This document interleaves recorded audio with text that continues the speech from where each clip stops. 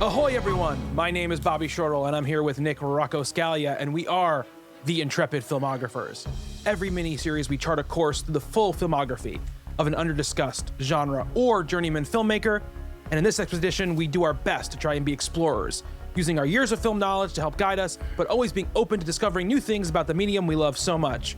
We are currently embedded in the films of Karen Kusama, and today we head to Devil's Kettle for her third film, the horror satire Jennifer's Body, and find a Chinese chick to buff our situation. Nick, how are you doing tonight, my friend? I'm pretty salty tonight. How about you? Pretty salty. I'm just Jello. I'm not with you right now. I thought you were going to call me Monostat or Vagisil, which would have been great. Oh, yeah. We're talking about Jennifer's Body, 2009's Jennifer's Body, written by Diablo Cody, the other important authorial voice, right, in this discussion. Well, of the first 20 seconds of the show, yeah, we've already started speaking in Codyisms, so it's going to probably be a lot of that tonight. And what could be more entertaining than two 40-something guys talking in Diablo Cody speak? So, and I'm excited. What I know is that in the years intervening since her biggest popularity days, people remember her fondly and love to talk about all of the lines like this that are in movies. So Diablo Cody, yes. So Diablo Cody is the writer of this film. And we'll get into talk about Diablo Cody a bit as well. I am really excited to talk about this movie today with you, Nick, because it was a movie I saw back in 2009 when it came out, and I liked it a lot. I think I talked about this. And I think... But at the time, and even intervening years since, I was kind of like, do I like this? Did I like this a lot then? Because people were so vicious about it when it came out that I was feeling like a contrarian, 20-something-year-old and being like, no, I get it. It's great. Like, I think it's really good. Like, whatever. And in the years since, it kind of just been like, yeah, that movie's really good. And then it got reappraised a couple of years ago. People really coming out and being like, no, this thing is really, really good. And I didn't watch it then. And now watching it, I was really like, man, I remember like 4 things from this movie. Most of them are like visual set pieces are the only things I really remember. And so watching it, although I kind of remembered the general skeleton of what the story was about, it really was like watching it for the first time. And I had a blast last night watching the movie. And we'll get into like the dossier and stuff about what going on with it. But I know last time we were talking about how, you had seen it already and you were like, it was good. And you were not like super, super psyched to be watching again. I don't think you thought it was going to go up in your estimation. How did you feel after watching it? I thought it actually grew in stature over the years. Like, I remember, I actually have to read you. I got a Facebook, the memories. I don't know. We're not friends on Facebook. We should be. Or maybe no one should be on Facebook anymore. I still am. I got an alert the other day, and it is now September 16th. Sorry to... I couldn't tell our audience how the sausage is made, but yesterday, on September 15th, I got a 15 years ago memory. And ironically, because I was watching this movie yesterday, it says, I'm shocked at all the bad reviews for Jennifer's Body, but I'm totally going to see it anyway. And I did, opening weekend when it came out. I don't know, you mischaracterized me a little bit there. I remember really liking it when it came out. I remember being very excited for it. I was a big, big fan of Juno, really liked Diablo Cody as a writer, loved that sort of voice that she had. I'm a sucker for snark and sarcasm and wordplay, and that's what she does. I was a big Kevin Smith fan growing up, and what he's become is something completely different from that. But at the time, Clerks and Mallrats and Chasing Amy and those kinds of movies, they were a little bit different, right? They were vulgar, but they were, it was in this weird sort of intelligent, witty kind of way. And look, witty is a very subjective term. I don't know that I would still use that word exactly to describe those movies, but I remember seeing Juno and sort of learning a little bit about Diablo Cody, and I liked her backstory, and her interviews were great, and it was that same kind of sense of humor. So I was really, really pumped for this movie. I also liked, because Juno wasn't really a genre that I cared that much about or liked that much. A coming of age sort of movie, and the thought that she was going to do that, but also a horror movie at the same time, like, that seemed like it was going to be a slam dunk, not only for me, but for everybody. Like, this was going to be, this was that band that had the incredible debut, and here's the sophomore effort, and what's it going to be? And I remember seeing the bad reviews, because I guess I posted on Facebook about them. I really shared a lot of my feelings back then. I'm much more guarded as an older person, but I remember being very excited for it. I remember being kind of disappointed by what the critics were thinking of it. I remember thinking, I'm probably going to like this movie anyway. And I did. I will say it had some problems back then. I wasn't, I never called it a 4-star movie, and I still wouldn't. But I think in the intervening years, seeing it again just felt kind of fresh and kind of good. And I think I understood it, like what it was going for, a little bit better this time. And it's really good. And I think, we've had a few sort of brief conversations about it before. I think you and I are going to do our best to sort of resurrect the reputation of this movie. And, Yeah. they've both gone on to kind of bigger and better things at this point. It was at the time pretty big disappointment box office wise, and really kind of both of these careers, which were just getting started, kind of took a hit at the time, and they've both mostly recovered. And I think actually the Diablo Cody movies that came out after this were really good also. I absolutely love Tully, especially, although Young Adult is great too. I haven't seen all of them, but I love those two. And I'm just excited to talk about it. Like, I think this movie was kind of misunderstood. I think it's like, I don't know if we could exactly call it a cult classic, but it's definitely gained some stature in the last few years, just kind of universally. And I think this movie absolutely deserves to be a cult classic. Like, I feel like teenagers should be watching Jennifer's Body years and years and years into the future. I really completely agree with you on all those points. I think I was a huge Juno fan. Like, the first time I saw the trailer, I am a big like coming of age movie person, and when I saw the trailer for Juno, I had already seen obviously Elliot Page in Hard Candy at that point, and been like, this person is like unbelievable. Like, in a totally, unique energy and style and vibe and look. And then so when the trailer for Juno came out, especially at that time of my life, the sort of like indie sort of quirkness I was very locked into that aesthetic and vibe. Oh yeah, big indie rock Michael Cera soundtracks fan. and all that stuff. Yes, exactly. Yeah, this one has it too. Yeah, even at the time, still in my head, Garden State is a seminal film at that point in my mind. So all of this stuff is still going on. I am afraid to go back and watch that one because I love that movie too.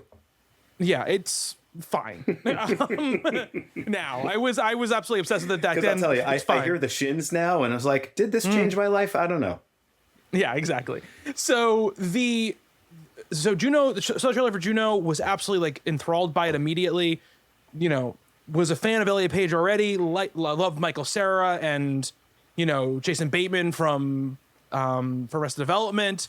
Jennifer Garner, J.K. Simmons, like all of these. So funny in that movie, and I forgot he was in this one, and it took me a minute to recognize him. He's pretty unrecognizable in Jennifer's Body, but it was so good to see him, and he made me laugh so hard in this movie too. I love that guy anyway, but particularly playing Juno's dad, it's one of my favorite roles. There are some lines that he has in that movie that like they just kill me every time. Yeah, and I saw that movie. I can't remember what theater I saw it for in the city because I was going to grad school at the time when it came out. It was one day when I was like one of my days where I had like a late class, so I would see like 3 movies in a day or whatever, and that Juno was one of those movies, and absolutely adored it. And really, even one of those things where it obviously steamrolled its way to winning. She won Best Original Screenplay at the Oscars, and this.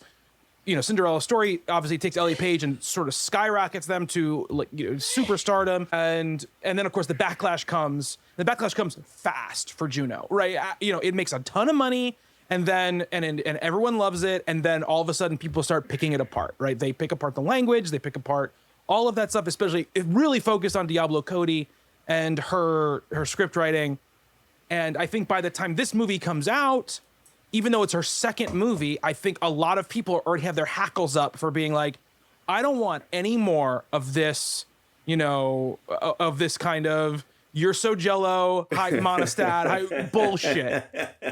Right? No more hamburger phones. Like, we're already done with it. No more fertile myrtle. Yeah, I was ready for it. Yeah, I was definitely down for it. At this point. Like, I think we've talked about this on the show before. Like, I'm not one of those people that's always looking out for sexism. And maybe that's me. Maybe I'm a misogynist for not seeing it everywhere. But I felt like at the time, like, okay, so Diablo Cody comes out, this woman screenwriter, wins the Oscar, like you said. And it's like, how much of that, and again, Karen Kusama's talked about this a little bit too, like how much harder it was, particularly at the time, for a female filmmaker to just come out and have this career. And it's like, yeah, like Diablo Cody kind of had it by the short and curlies, but she, I don't know what it was. Like, was it because she was a woman that, like, okay, we're gonna immediately, like, we're turning our backs on her right away. I don't mean me, because I was pumped for Jennifer's body, and like I know other people who were, but I do remember kind of the like very quick, as you said, this backlash to her, and I didn't get it, you know. And I guess because her style is so distinctive and so easy to sort of parody and make fun of and make sound like something that's not as intelligent or just not as entertaining as it is, maybe. Like it's a very easily parodied style, I guess. It is, of course it is. And I mean, but I think it's also, it's too pronged. I think you're right. I think her sex definitely has something to do with it. Two, I think, unlike someone like, you know, I think two very comparable people to her writing style, right, are Kevin Smith, like you spoke about. Even though I think she's probably a better writer than Kevin Smith and Joss Whedon, right there. These are two. Well, it turns out that yes, she is quite a bit better writer than. But these are two people that I think very much fit into this vibe of like very manicured, very specific language, lots of references, lots of people speaking in ways they don't really speak to get across a feeling and a tone and a sense of intelligence and sharpness, you know, with that. And I think those two people, obviously both men, so that's one thing. Two, sort of, they didn't, at that time, it took a very long, I mean, it really never happened for Kevin Smith, but it took a very long time for either one of those people to break through, right? They were always sort of like indie darlings, right? They were like, okay, only the cool people know how good these people are at doing this thing. And if only Hollywood just give these people a chance, like they could do something great. And she broke out so big, so fast, and was so all over the place that I think there was a big backlash to that as well. I think it was a two-pronged thing. I think people were like, she was a stripper and a blogger or whatever, and that was the big thing with her or whatever. And then she became big. And there's always that group of people, and it happened with Kevin Smith too, obviously on a smaller scale because he wasn't as, he didn't get nominated for an Oscar. He didn't have a movie that made $150 million at the box office, where people are like, I don't get it. Like they do the same shit I was doing, and now they're famous and rich, and I'm not. And I think that is something that it's a real thing that people get angry about. I think less so now because so many people get famous out of nowhere, you know, from kind of organically, that it's become much more normal.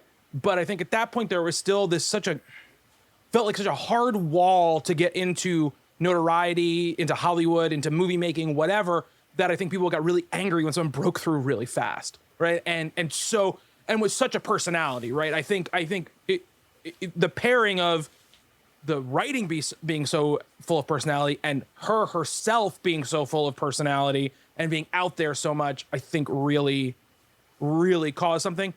And then, of course, that's all Susaned into a beautiful dish of sexism as well. Yeah, I mean, this is like pre-Gamergate times, a few years before that. But it reminds me in some ways a little bit of that just sort of like sexist backlash just to have a sexist backlash. Like, we cannot let this woman do this thing for whatever reason. Yeah.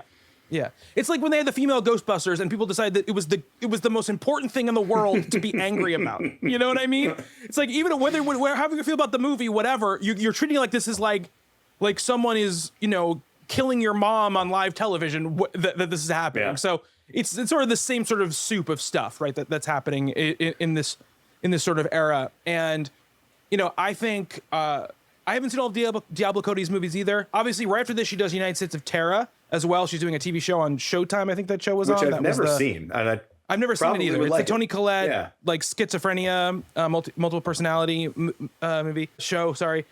And 2 years later, she does Young Adult, which I think is brilliant, right? I think it's fantastic. I think Theron, someone we talked about last week, obviously, is wonderful in that movie. And I really haven't seen much since then. You didn't see Tully? I haven't seen Tully. Tully's fantastic.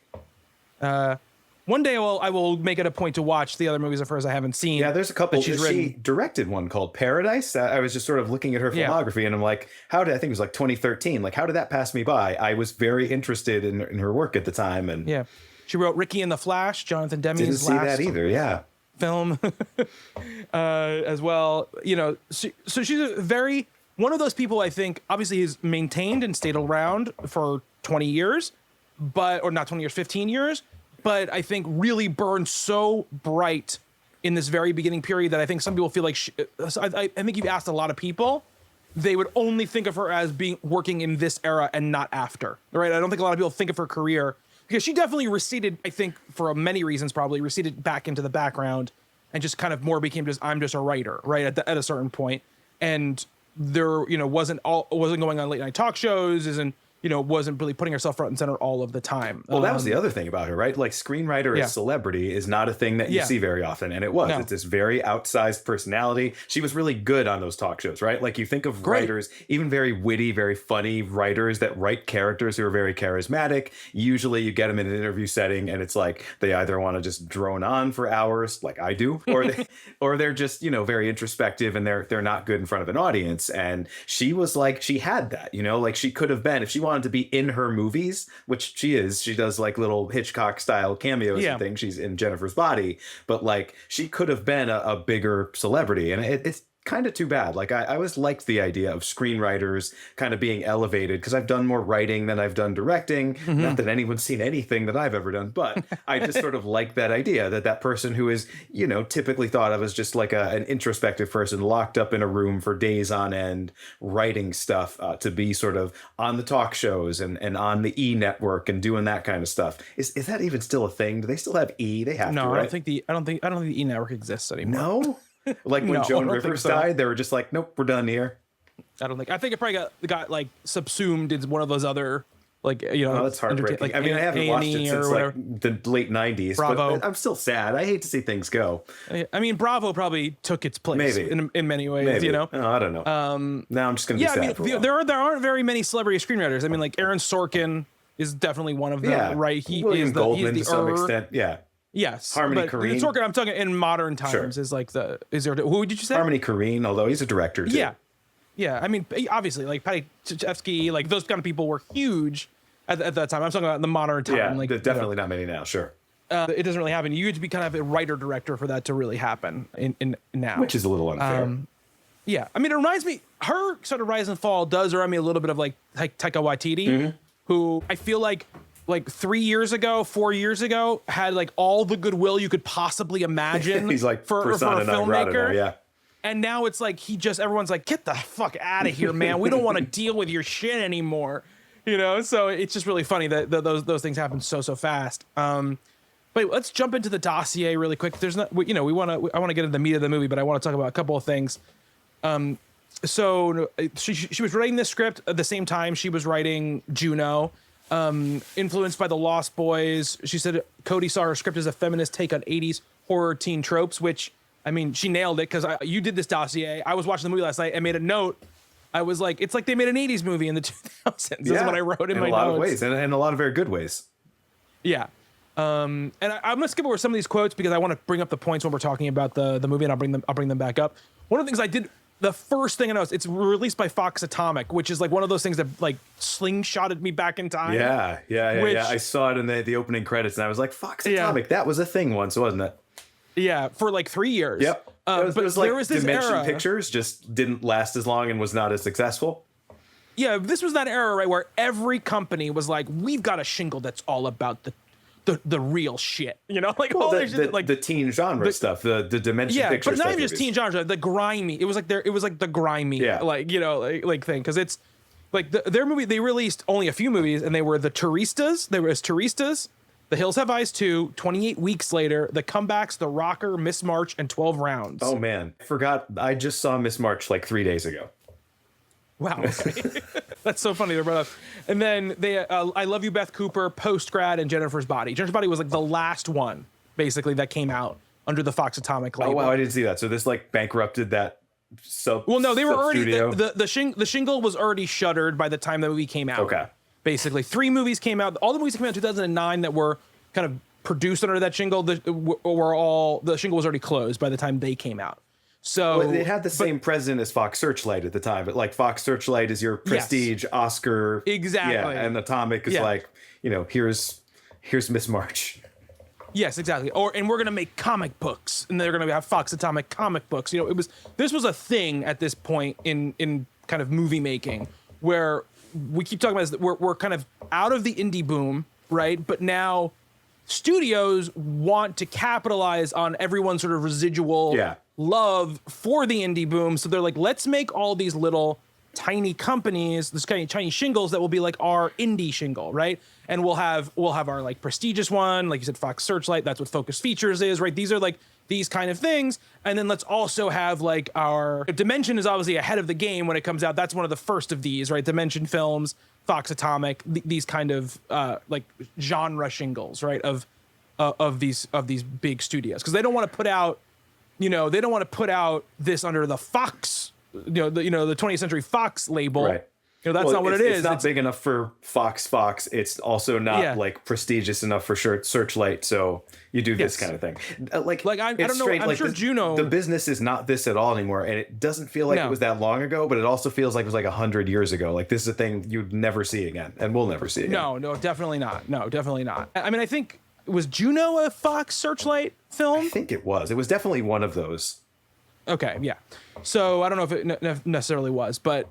So it comes out. Yeah, thank you for smoking and that kind of stuff. Yeah, he's a producer on this movie, right? On this movie, obviously he directed Diablo Cody's first movie, Juno, and he said we want to make unusual films and anything that turns the genre on its ear. Dan and I are in. So that was his partner Dan DeBecke. They kind of set up this movie. Megan Fox was in talks before Karen Kusama signed on and was officially cast in October 2007. Kusama signed as director in January 2008 based on the strength of Cody's script. Kusama said the movie's online. I was blessed to read the script at a moment where producers were meeting with directors, and it just knocked me out. It was just so original, so imaginative. That's what it is. That's what it is about this script and the world, is that it feels like a fairy tale gone psycho. And I think that's what most fairy tales actually started as. She said, I just thought this is totally the movie I would have wanted to see when I was 16, and I need to make it for 16-year-olds now. And then Amanda Seyfried is cast in February 2008. The movie cost $16 million. K&B FX, which is, obviously one of the most famous physical Howard practical Berger effects and companies. Greg Nicotero. Yeah, those guys sling some blood around pretty beautifully. The Walking Dead now, probably their most famous, right, work. Yeah, it's just before that. Yeah, filmed in British Columbia. The soundtrack is filled with bands like Panic at the Disco, Black Kids, Hole, and we'll talk about this stuff we go through, because there's stuff about the kissing scene and stuff like that. And I love Kusama's line. She said, I just sort of had to keep reminding people, guys, we can't market this movie to boys. Like, that's not what this movie, you can't make this movie for boys. This is not the kind of movie that it is. It will, that's what she was saying. So interesting story, right? Like, she was not at war with the producers here, but she was definitely at war with, like, there was definitely some contention, as there was with her last film. Mm-hmm. But like with this one, it's not with the studio, it's not with the producers. Nobody's trying to recut this on her. Although there is a longer director's cut that I now really want to see. But she was adamant about marketing this movie like this is a movie for women, for young women, and we're not gonna like advertise this as a high school sex comedy horror thing. And yet that is exactly how they marketed this movie. I remember that very, very distinctly. And again, this is Megan Fox at a time when she was known for Transformers, for the leering gaze of Michael Bay's camera on her and those first two Transformers movies. And it was like very big of a deal that she exited that franchise and kind of said some things about Michael Bay and the way she was treated and what she was forced to do. And she didn't want to be a sex symbol. And she kind of was, those movies, that's all she was. Like, I teach a little bit of Laura Mulvey in my film classes, and inevitably I show that scene where she's introduced in the original Transformers, where it's just like, a 12-second butt shot before we see her face. And, many, many years later, she's like perfectly exemplifying Laura Mulvey's theory of the male gaze. So the point here was to, not only do all those things we talked about, like to sort of do this horror thing in the modern era, but also to give Megan Fox a career that's a little more, just a more respectable career than, than a Maxim pinup girl in a Michael Bay movie kind of thing. Yeah. Kusama says that, she says, after the movie was released, she says, I see now how it is really important to push back on the poster, the trailer, the press notes. It's really important to have that dialogue with people who are getting your movie out into the world to see if they see the same movie. Because I realized with Jennifer's Body too late, oh my God, we don't.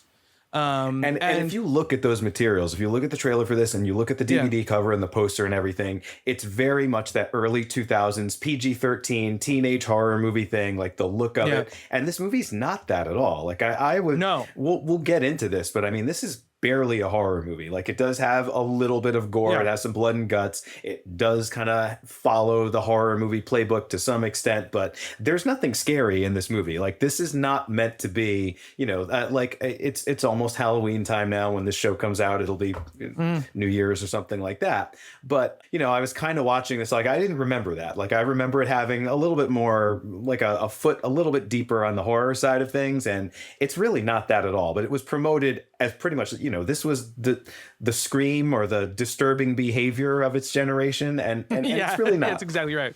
No, and I think, you know, I'm watching the movie, right, and there were, at the time when I watched it and even liked it, I think I thought of it as more as just like, that was an okay horror movie. Like I liked it, you know, and now watching it now, I'm like, how, even let's forget about the marketing and all this kind of stuff, right?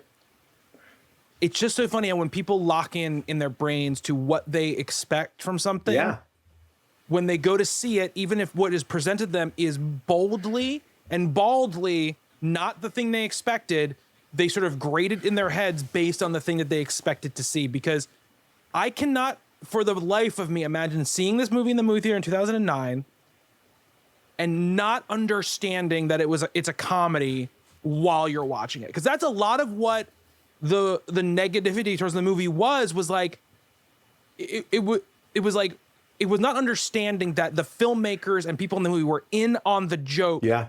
That stuff that they were saying and doing was ridiculous or lame or meant to be stupid. You know, all of these things to you know, weird, you know, people making terrible decisions, all of this kind of stuff is on purpose to send up this genre and send up also sort of, you know, a beautiful woman, especially a beautiful woman's place in society and how she's looked at and how she's treated. And the title of the movie is extremely pointed, right? The fact that it is the movie's title, she's not in, it's not like the movie is like this subtle allegory. It's like, it is extremely pointed in this movie. No, at all. Subtlety is not a thing that we get here. Yeah, this, I mean, it's a satire. It's in the tradition of things like Heathers, and if you remember the movie Jawbreaker, you know, that was like a film similar to this, of sort of dark comedy set in a high school about the same kinds of things that came out when I was in high school. So, you know, that was maybe our generation's Jennifer's Body or our generation's Heathers. I don't remember if that movie was good. I remember Marilyn Manson had a cameo in it, and that was kind of fun. But I don't remember it was good either. I remember liking it. Ruth McGowan's in it, I think. She is. I think it was good. I remember liking it at the time. Maybe I'll have to revisit that one. Drop Dead Gorgeous is another one of these movies. For sure. And so this was kind of like the 2009 version of that. I was going to say early 2000s, but not really. But it's starting to show its age a little bit. But yeah, and appreciated on that level, I think it works exceptionally well. Yeah, I just don't understand how there is a scene in this movie where J.K. Simmons wearing one hell of a wig. I love that wig with a hook hand. Yep.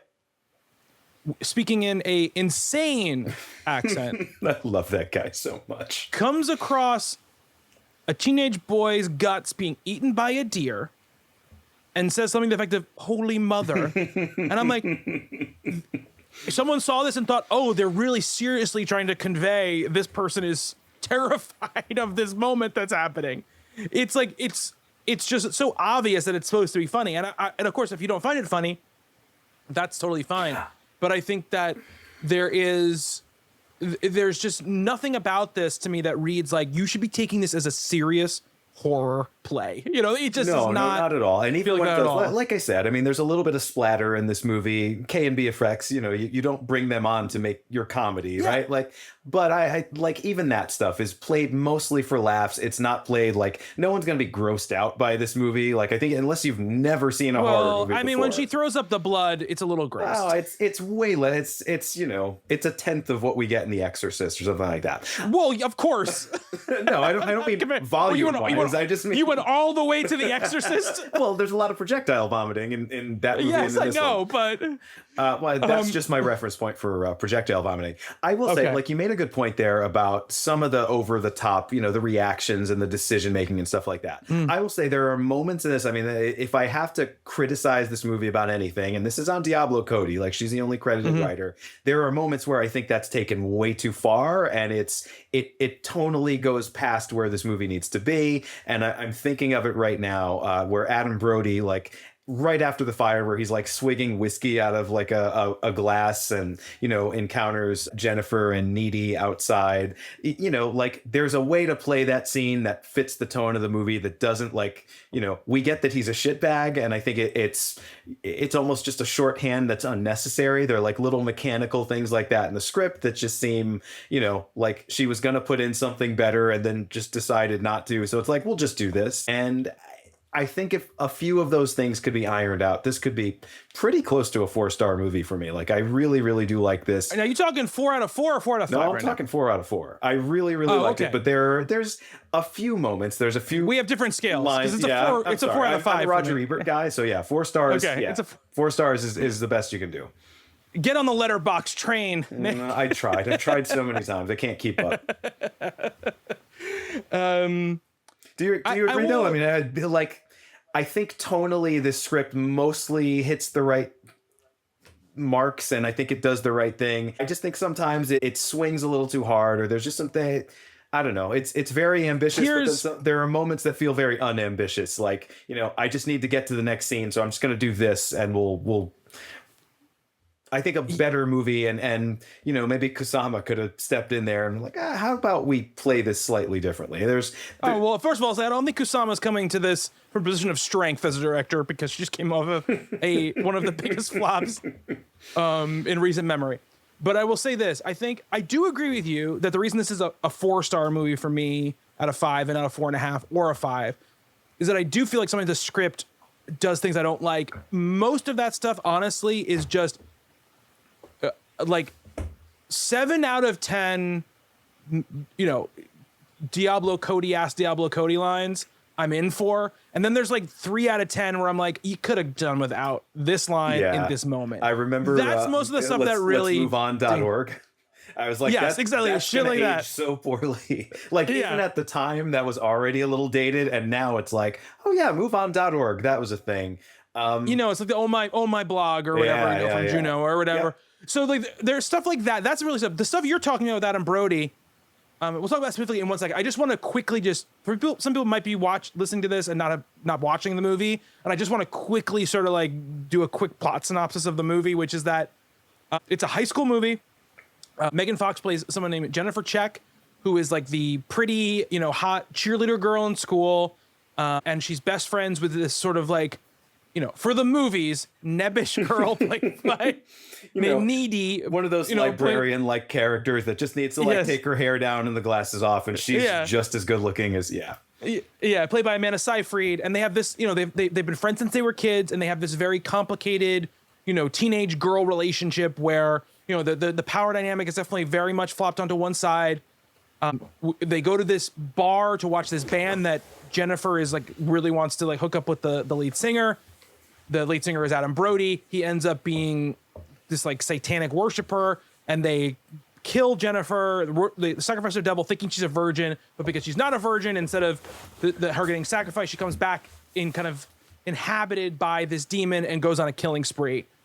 And that's how the movie plays out, right? Boy, you nailed it. Perfect. Yeah. Not the most complicated movie plot wise. Yeah. No. But I think to its benefit, absolutely. Right?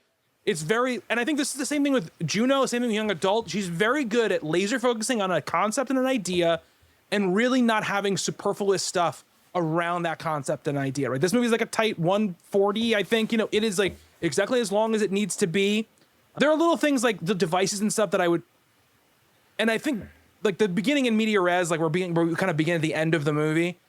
I think it's fine because like the movie is not trying to put you in suspense. It's not trying to scare you, like it's we not said. mystery. Like the opening of this reminds me a little of John Carpenter's In the Mouth of Madness, which is a movie I love very much. But that one, you really want to know how that character ended up locked up in that kind of institution and what the path was there. And this one is pretty obvious, kind of right from the get-go. It does start kind of in the same place and gives it like, really, is Amanda Seyfried really the star of this movie? I mean, she's got more screen time, I think, than Megan Fox, and she's the lead of this movie. She is the lead for sure. Yeah, she's the lead character with the arc, and I don't know. It's kind of like this is always going to be the Megan Fox movie, and yet like this basically launched her career too, and she's gone on to bigger and better things from this, and she's recovered from its failure pretty well.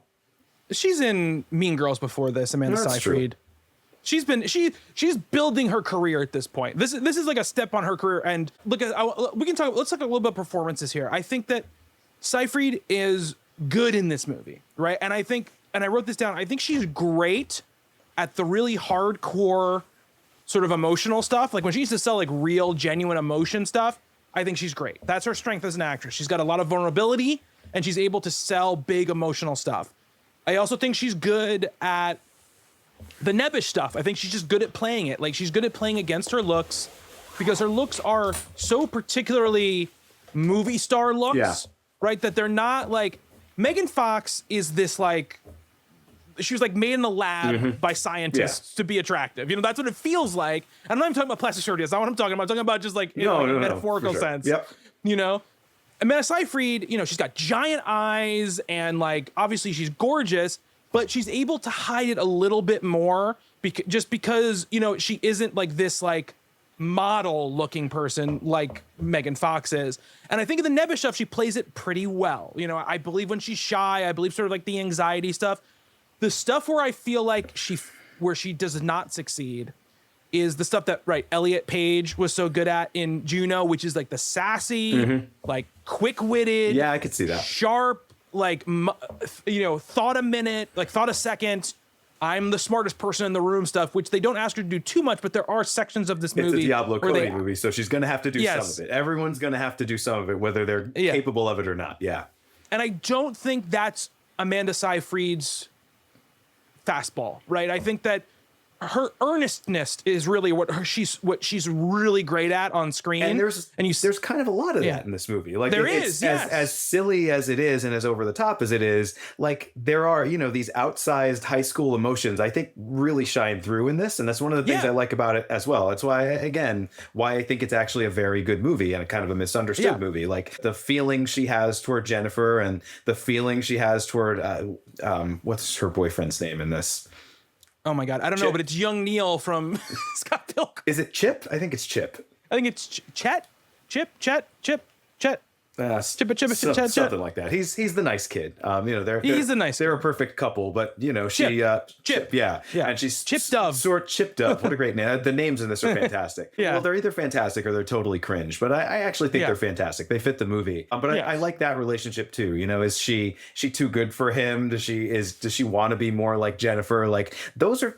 You know, there's a lot of humanity. I think there's a lot of, you know, as I said, that sort of teenage, like every decision you make is like the most important thing in the world. That kind of like very emo young person kind of feeling this movie has. And she's very good at that stuff. I agree. She is. And I think I think what this movie does really well, like you were saying, is the scares, right? Or like the horror stuff is right. It's all metaphor. It's all allegory for the story she wants to tell, which is about, you know, teenage relationships, how you grow and change. Exactly. You know, and also how society treats young women, especially, and you know, how they turn them against each other, how, you know, when they really need help, there's no one really there to help them, all of this kind of stuff, right? And I think what I like about the Chip kind of relationship is that it's one of the things where, like, yes, he's really important to her, but he's not more important to her than the friend she's had for her entire life, right? And it's very much a high school thing, right? You kind of have to make these, you are asked to make these really distinct choices a lot of the time between, well, what are you going to do? You're going to hang out with the the boyfriend or the girlfriend, or are you gonna hang out with your friends? Yeah, for Like, totally what- arbitrary reasons, right? Like he Yeah, is not exactly, of the yeah. social strata. Although Jennifer is an interesting character in this. Like she's the cheerleader. She's obviously the best looking person in school, but like Yeah. she doesn't have any other friends really. She's just kind of like No. banging all the guys, but like we never see her in any kind of like, you know, usually these movies are about like the popular girls, like the clique, right? Like the mean girls, and there Yeah. really are none in this movie, right? Like it is Jennifer and there's nobody else, and her best friend Right. is this nerd, this nebbishy girl, Needy, which is such a great Yeah. name. Yeah. You know, again, Yeah. a little on the nose, but this is Diablo Cody, that she does that stuff very well. And I think that's kind of an interesting dynamic too. Like we don't get that thing. Like, you know, this has a lot in common with the sort of traditional high school satirical, you know, class war sort of movies, but also it kind of deviates from that in some very interesting ways. Yeah. And yeah, it sees all this stuff through a lens that's sort of clouded by horror, you know, by blood and guts stuff, but it's not really, you know, like if I had to guess, I would say Diablo Cody's probably not much of a horror fan. Like the thing she liked about the Lost Boys is the coming of age stuff and not the vampire stuff. Right. Yeah. You Yeah. could kind of say the same about Joel Schumacher. Yeah, probably. So yeah, I think Seyfried is for me like the beginning of the movie and the end of the movie. Sorry, it's getting most of my internet connection unstable. Can you still hear me? Perfectly, and see you as well. Okay, good. Okay, I'm just getting some like a weird notice or something. Okay, cool. So the beginning of the movie and the end of the movie, I think, are Seyfried's weakest points, right? Where she's asked to do those things that we're talking about, she's not good at. I'm not sure I like her kicking that orderly in the face either. No, that's stuff I just don't buy. She just doesn't. She just doesn't bring it in that same way. Yeah. Like if that was Elliot Page, I totally would buy it. Yeah, you know, so. Sure.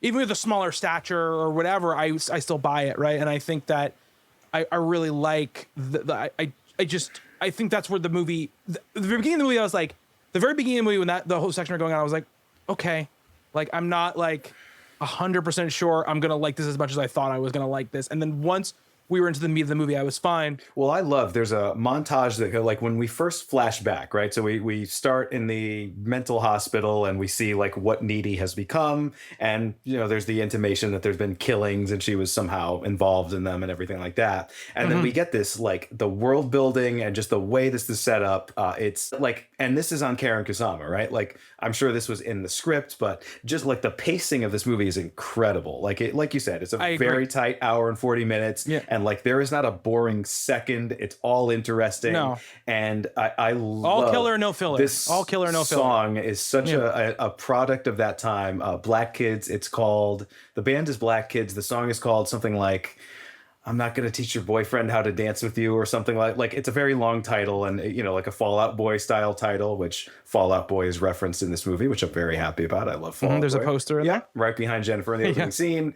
But this montage set to that song, which is such a that got like a 10.0 in Pitchfork at the time, and I was like, that deserved it. I've listened to that song constantly. It's called "I'm Not Going to Teach Your Boyfriend to Dance." That is what the name of the show. Okay, the way the song pretty is. Close. Yeah, I love that montage so much. Like it sets up the world of this movie beautifully in like a couple of minutes, and the energy of that song and the cinematography. This is a great looking movie. Like oh god, I wrote that in my notes. I was like, oh my god, this movie looks sweet. The lighting and just that like saturated color that this has, and you know, the camera loves Megan Fox. I think she has terrific screen presence in this. I mean, she's not a great actor, but like in the right kind of scene and in the right kind of moment, and you know, shot the way, like this is what I want to see of Megan Fox, not the Michael Bay leering Maxim magazine stuff. But Karen Kusama gets how to shoot Megan Fox, and I think she uses her very, very well throughout this movie, and we get that right from this opening montage. And I think, you know, 5-10 minutes into this, I was just about to text you and be like, man, this movie's really, really good, and I'm glad I still like it as much as I did. Megan Fox rules in this movie. She is so good. She is the opposite, right, of what I said about Seyfried with that type of dialogue. She nails it. Yeah. And I think, right, you guys were saying, she's not a great actress. There's no dispute about that, right? But there have been times in her career where she is used correctly, and there are plenty of movie stars and screen presence who are like this. When they have the right director, the right writing, the right character, they can be truly great, and she is great in this movie. There is not a false moment for me when she's speaking. She delivers all those lines perfectly. Yeah. And you know, she is great at playing all the levels too of Jennifer, because this is what I like about the Jennifer character, right? Is there the moments where she's at like her full tilt, where she says she's full, right? And she's like at full tilt, hottie, mean girl, way overconfident. Yeah. Yeah, like, way take overconfident. on the world, like literally invincible. She can cut her arm open and it just heals back up, Wolverine style. Yeah. Yeah. And the moment she's super low, where she's, yeah, there's a great moment. Like, I think this movie knows it too, right? Like, I think it's self-aware enough. Like when she says she's having like a bad hair day and her skin's all pale or something, but she still looks like Megan Fox. And like, I mean, Seyfried makes that joke. Needy makes it. She says like, she doesn't, for Jennifer. For Jennifer. And, and there's this moment, and there's a quote right from, I think it's Diablo Cody in the dossier. And I pointed out in my notes, there's a scene near the end where we're kind of getting to the final climax of the movie, where when she hasn't fed in a while on a human, she starts like her skin gets pale, her eyes get bloodshot, she looked gaunt, and she's kind of putting this makeup on in the mirror. And there's just one moment, and she's going to like planning on killing somebody, right? But there's one moment where she kind of stops and looks in the mirror and has this moment where she just kind of looks sad. Yeah. Right. Like I don't want to do this. Like, I have to do this, but I don't want to do this. And it's a great moment from her. It's a great little moment from her. And I think... And it's so meta and self-reflexive, right? Like, think of who Megan Fox is when this movie comes out. Like, she is Jennifer. Like, I mean, maybe it's such a great performance because there's a lot of her. And again, I'm psychoanalyzing a person that I will never meet and will never get to know. But I do feel like, she's kind of channeling a lot of the, this is the time of TMZ and Perez Hilton. And it feels like so long ago. Like, again, I know I say that a lot, but like, this is recent history that feels like ancient history. But like all of that sort of nasty internet commentary, and this is the pre-Me Too era. And I was just reading some things, some of the modern, the reevaluations of this movie kind of look at it in light of what happened with Weinstein in 2017 and the Me Too movement. And the movie looks better in this era because of that. But like, think about when this is coming out and what she was dealing with and what this movie was supposed to be. I mean, there's a whole other like meta narrative about this movie that I think is happening within it that's fascinating, maybe even more fascinating than the movie. But yeah, she's so good here, and she uses so much of that in this movie. And it really sucks that this movie was not more successful, because like I was looking at, watching this, I was like, man, Megan Fox is so good here. And I've always just kind of been dismissive of her as an actor. And it's like, well, what has she been in? And I'm looking over these movies. I haven't seen any of them. She did a couple of Teenage Mutant Ninja Turtles movies. She played April. So I guess that was... She's terrible in those movies, but that's a terrible casting for her. It's like, it's one of those things where it's like, why? This is all a disaster. Why did you make these decisions? Like, that is basically what it is. I understand, it's a popular franchise and it's a good character and I get it. But like, I mean, she's really not made much of note since Jennifer's Body. And it's like, that's not fair. And, terrible decision to spend your life with Machine Gun Kelly, but... She's a professional famous person now. That's kind of like what she is, right? She's still famous. Sure. Everyone knows who Megan Fox is still. There's not a person who doesn't know who Megan Fox is, right? But she's kind of professionally famous. She's had little spurts, like she had a little guest spot on New Girl when Zooey Deschanel was out because she was pregnant. She's having a baby. And she's like the new roommate for like 6 episodes, 7 episodes, something like that. And she's really good on it. Her energy really works. It's the same thing. The character is written perfectly for her. Whoever's directing her is doing a really good job, and she fits in really well with the chemistry of the show. And it just, like every moment here, like whether she's being funny or bitchy or vulnerable or scary, really feel like it works. And I was really impressed because even back then I was like, I kind of was, I was whatever on Megan Fox, and like I was like, I'm sure she's not as bad as Michael Bay makes her seem in those movies. That's kind of how I always felt about her, right? Like there's probably something there, right? But when I saw that, I was like, oh, she was fine. And I did not appreciate, I think, how good she was back then as now. That was the biggest thing for me. I was waiting to be like, okay, like she has moments in this, but she's the weak link, and she was she without her, the movie doesn't work. And I don't think that there are many other people at this time in this era who could do exactly what she's doing in this, right? It's like a special combination of, like you said, meta, context, and her certain proclivities as a performer that make it work. Yep. I think it's one of the things that should really be appreciated, and really liked her a lot in it. I will say, Adam Brody, we talked last week about actors you put in things who are just good at talking bullshit, and you put them in something and they just make it a little better. They just make it a little bit better.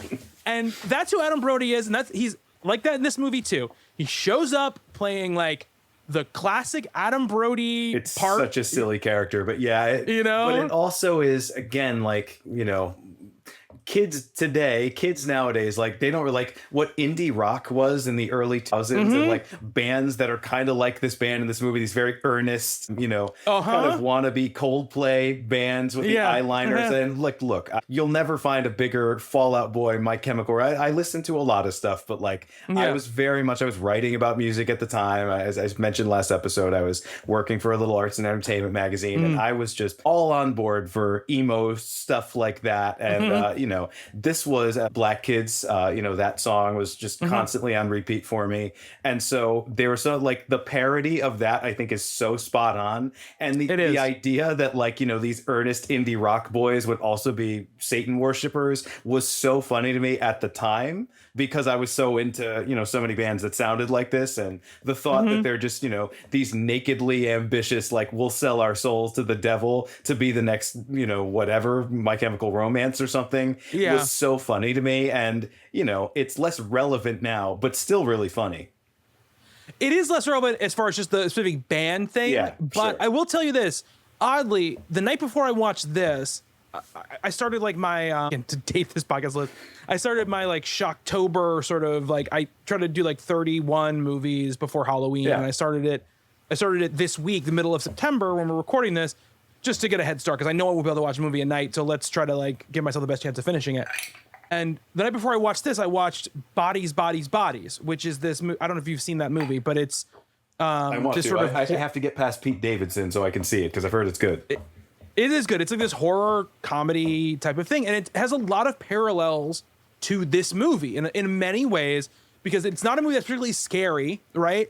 But it's a movie that is 100% satiring modern culture and the way modern culture works and the way people talk in modern culture and the way people weaponize, mental health speak, and the way all these kind of things that obviously you're not satiring in 2009, because that wasn't the world then. No. But they have a very similar vibe, and I think are kind of similarly misunderstood as well. People like Bodies, Bodies, Bodies more now because people are more attuned to that kind of stuff. But I still think there's a section of people who see that movie and go, well, this isn't scary. I don't understand. Like, it's kind of stupid at times. And I'm like, yeah, that's kind of the point. And there's a person in that movie who talks about how hard it is to be a podcaster. And it really reminded me of this. There's this whole scene where where Adam Brody's character is like, do you know how hard it is to try to break in to be in a band anymore? Like, it goes this whole spiel about like what it's like before he does like this crazy sacrifice on Jennifer or whatever. But Adam Brody is so good at this type of thing, at being stupid and silly, Smarmy. with a little bit of menace, I don't. Have you seen Ready or Not? Yes. Oh, he's so good at Ready or Not. For sure.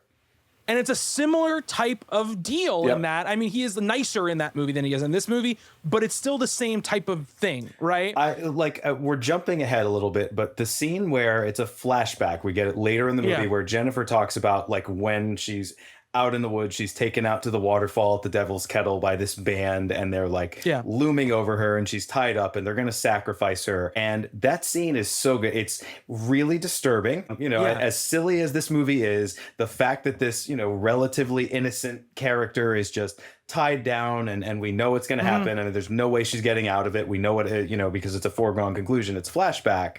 It's incredibly disturbing, but also kind of off kilter and silly. They start singing 8675309 to her, and like, that's a vibe that, like, I think that's so hard to pull off, like the fact that I am like really, really feeling for the Jennifer character in this moment. And I hate these guys so much, but also they're kind of fun and charming also. And like, I feel very squicky about that. And it's like, that's like a 1 in 100, how many directors and writers and actors are going to pull off a scene like that and make it work and not make it just some exploitative or silly or stupid. Like, I mean, I think it's really, really good. I think it speaks to I do too. everybody involved in this. Like that scene really got to me. It's maybe one of the best scenes in the movie.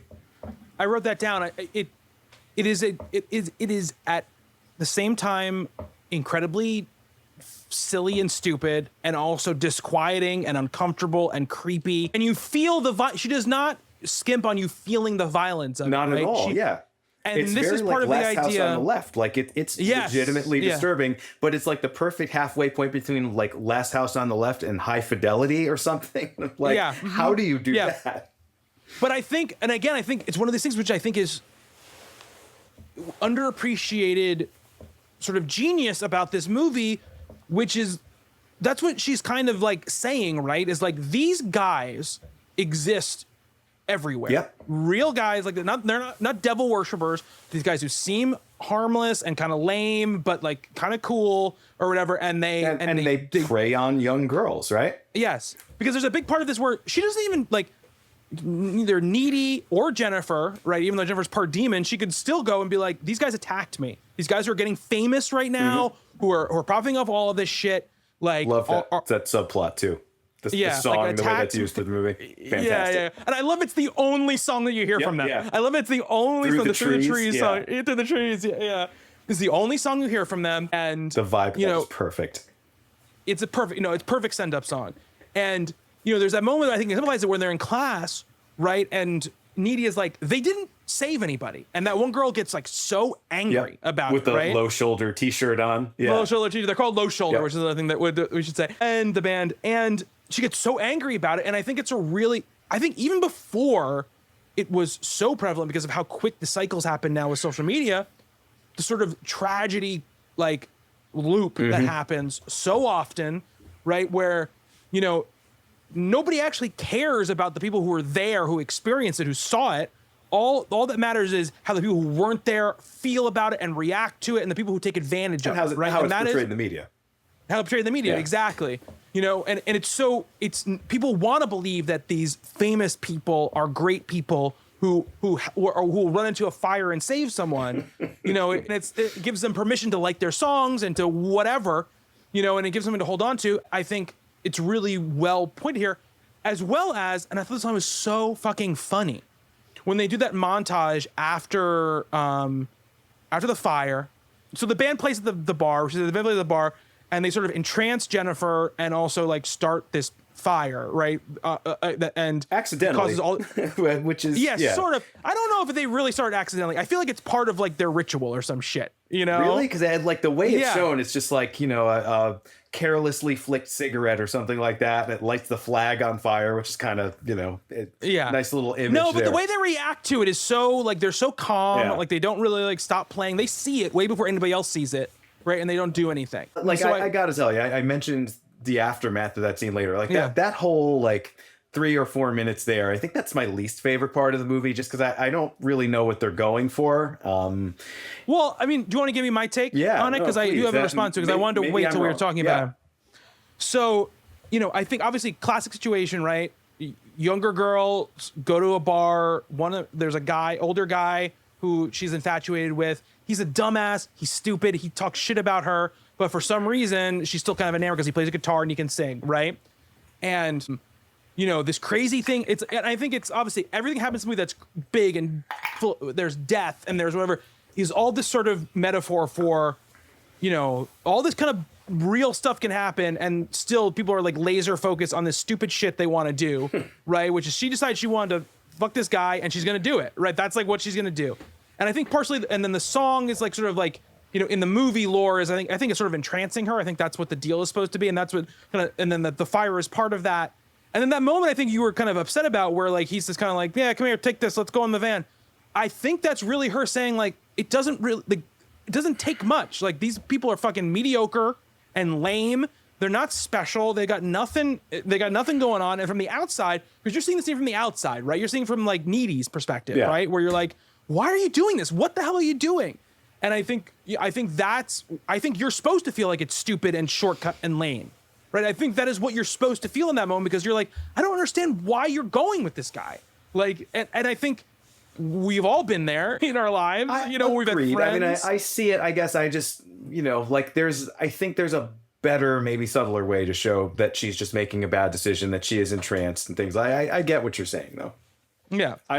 This whole, the nightclub fire thing, because that happened, right? Like, the Great White thing that happened in Rhode Island, and, the Pantera, where Dimebag Darrell, the guy got up on stage and shot him, like, kind of just like reminded me of those real life incidents in a way that I just didn't think was very funny and was a little bit like, I'm all for tasteless. Like earlier in that scene, the 9/11 shots, the red, white, and blue 9/11, the two tower shots. Yeah, I laughed at that. But like the rest of it, I was like, no, it's too soon, a little too close to reality. I didn't love it. See, this is one of the things too where I think that this is, again, personal perspective, because I don't know either of those two stories you're talking about. So none of this played to me as referencing anything real. Look them up. They're horrifying. Trust me. I'm sure they're horrifying. But that's what it made me think of. And I'm sure that Diablo Cody knew about those two things also. And I don't know. There are times when I feel like movies like this that are crass and satirical and vulgar, sometimes they touch on real life things that I just don't enjoy the way they approach them. I like that you're like 9/11's fine. Yeah. But this fire that happened not to the a Great band. White nightclub fire. A lot of people died in that. Not as many as... A lot of people died in 9/11 too. I know. I think you should be careful of the comparison you're making right now. I'm probably on a watch list already. It's fine. Yeah. But I think like the tragedy is manufactured by them. It absolutely is, because it's part of their whole deal, right? The part of the whole deal is what makes them like stratospherically huge as a movie, which is it's a fun idea. Yeah.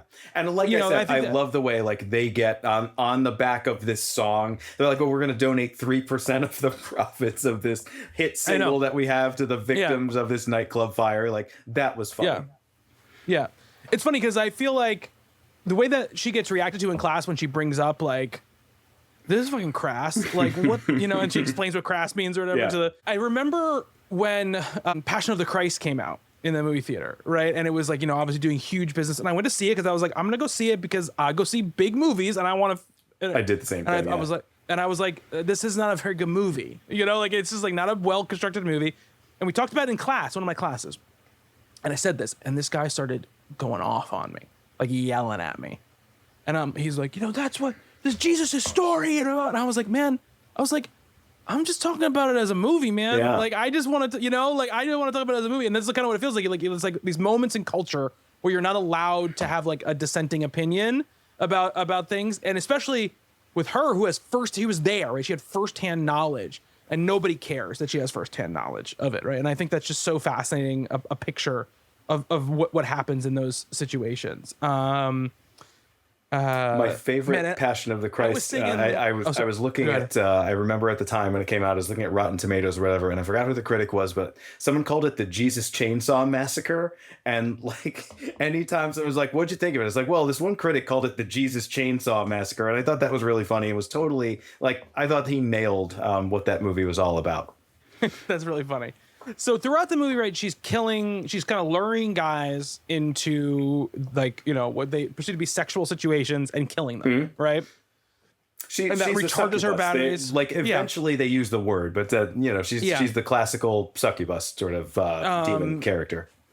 She like recharges her, and then after like a little while, she has to eat again, right? And one of the people she does it to like this like football player or whatever. That's the first guy. And then I wanted to bring this forward, which I think is such a fucking hilarious moment in line. The fire happens. She kills like the guy like basically the next day basically. And that's when J.K. Simmons finds him with the deer eating his guts or whatever. And then there's like this like montage that happens where they're like, everything was terrible, and we didn't think it would ever get better. And then slowly everyone started healing, and we started seeing there was hope in the world again. And then this is montage with Amanda Seyfried's voiceover, and then we kind of cut to J.K. Simmons' class again, and he goes, "Today is the 1 month anniversary of the fire." And I was like, I cackled out loud. I was like, that's so fucking funny that it's been a month, and like this whole it also said it's not even just a commentary on like society, it's on just being that young, right? Where like that amount of time is a long time, right? And it you feel a lot more in that month than you feel like when you're 40 about a month. A month is like, time passes very slowly. It's been a day. Yeah. Yep. Yeah. So I thought that was really funny. It really got me, that kind of line. And this one of those lines is, I think, is just a benchmark for what this movie is. You know, what this movie is putting out on Front Street as what its whole vibe is that sort of joke. I love a couple of things before we get near the ending, where we get more into the meat of it. Sorry. So, you know, Needy starts to suspect Jennifer, right? They have this. There's a sex scene between her and her boyfriend Chip. At the same time, Jennifer is accosting. I can't remember the character's name, but it's played by Kyle Gallner, who is Colin. I think it's Colin. Colin, yeah, the emo kid. Yeah, who is much like Adam Brody, playing the character that Kyle Gallner played in every movie in this era. He's very good in this. He's very good. He's always very good. Yeah. This is who he plays. Mm-hmm. He plays like this sort of weird, inverted, who is a little bit emo and a little, you know, it has like usually has a little more of a darker edge than this character has, because the character actually is much more like open. But I love this idea that this character is so fucking horny that he goes into this abandoned with like plastic tacked up all over the place, like American Psycho style, for sure. Yeah, I love that, right? I mean, I've been in high school too. Exactly. There, but for the grace of God, when I and I love the scene before that where, you know, obviously Jennifer is one of the times Jennifer is really hungry, right? She hasn't eaten anybody in a long time, and it's been a month, so we're getting it every month that she has to kind of do it, right? She has to feed basically, and Kyle Gallner's character asked her out, and she kind of is like, no, basically. Again, another scene where she's very good. Like, she's not like super mean, but she's mean enough. Yeah. Right. And it works really he well. Reacts to that too. Yeah. He's like, well, whatever. All right. Like, what's the thing that he asked her about, and she like has no idea what he's talking about, and he's like, all right, maybe I should look for a girl that's more intellectually on my level. Or it's something. About a movie. It's Rocky Horror Picture Show. That's what I don't like boxing movies. Yeah. Like, I probably would have done this. I don't he goes, know. boxing. He's like, oh, fuck this. All right. I'd like to think I would have said the same thing, but probably. Yeah. But when she comes up and asks him if he want to go watch Aquamarine, he says yes. So he doesn't have that many scruples. That's a fun reference too, because like, it's a great I reference. remember that movie like coming out at this time, and that would have been like fairly recent at the time. It's a live action mermaid movie. People don't know what it is. About 2006 or so. So like not long before this. And I was like, are they talking about that movie? Yeah, I guess they were. Oh yeah. But the reason why Jennifer decides to go out with him is because Needy expresses a little bit of interest in him, right? That he is kind of cool. Yeah. You know, and that changes her opinion on him. And that's part of one of the underlying things about the movie. I just didn't want to let that kind of thread drop, because that really comes to head later on in the movie. Well, eventually she sets her sights on Chip.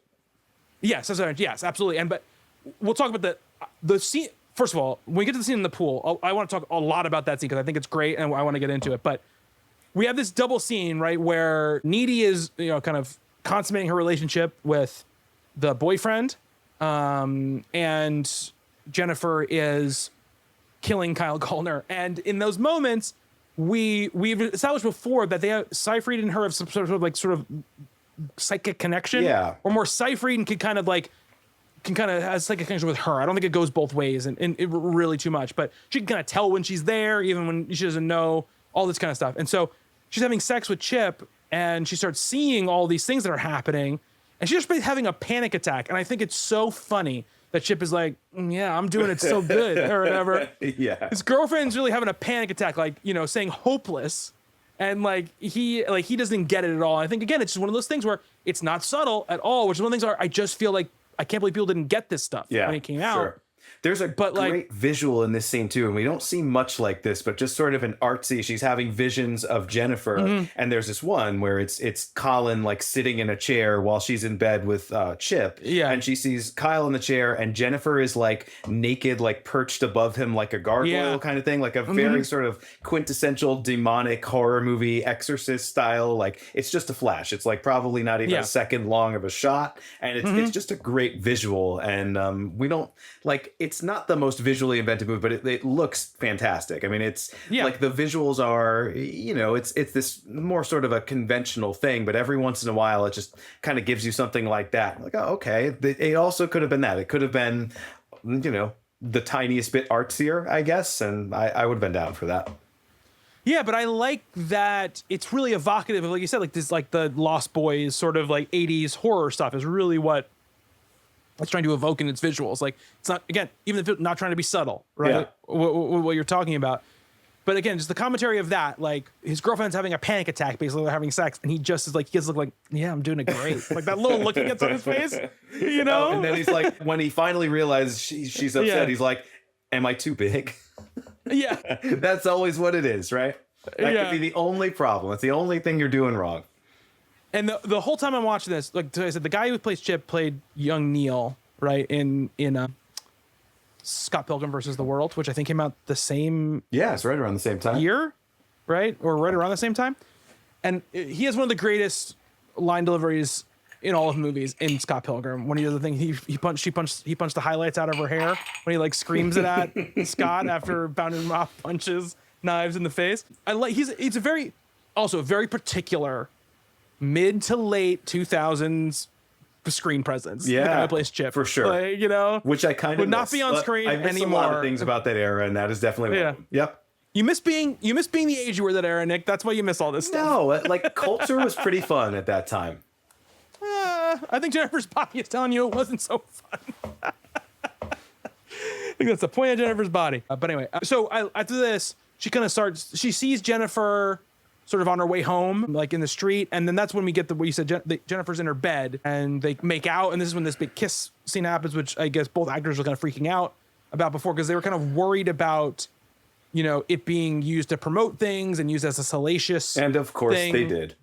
Of course, it was one of the prime things in the trailer was this moment, right? And it's interesting, right? Because you can tell, you know, like Cody said that she had written that in a later draft of the script, right? Like eventually, you know, she wrote it a couple of times, and then said, all right, I'm going to crank the sexual tension between the two. And there is, I mean, there's this latent sort of attraction from both sides of that, and this is where it really comes to a head. And I think the script handles it well. I think the actors handle it well. I think Kusama handles it well. And it's just like the only people who really kind of did them dirty here was the people who promoted this or kind of talked about this as like the key scene of the movie, because it's actually not. There's, you know, it's important, but it's not like that important. I would say there are other things going on with both of those characters and their relationship. That's because, like, you know, Needy pulls away pretty quickly. It's not like, you know, there is this moment where she is seduced because Jennifer, she is a succubus, so that's kind of what she does. And this is the one time she does it to another female. But, you know, in the grand scheme of things, right, it's not like she goes along with it all the way and then the next day is like, oh, I fucked up.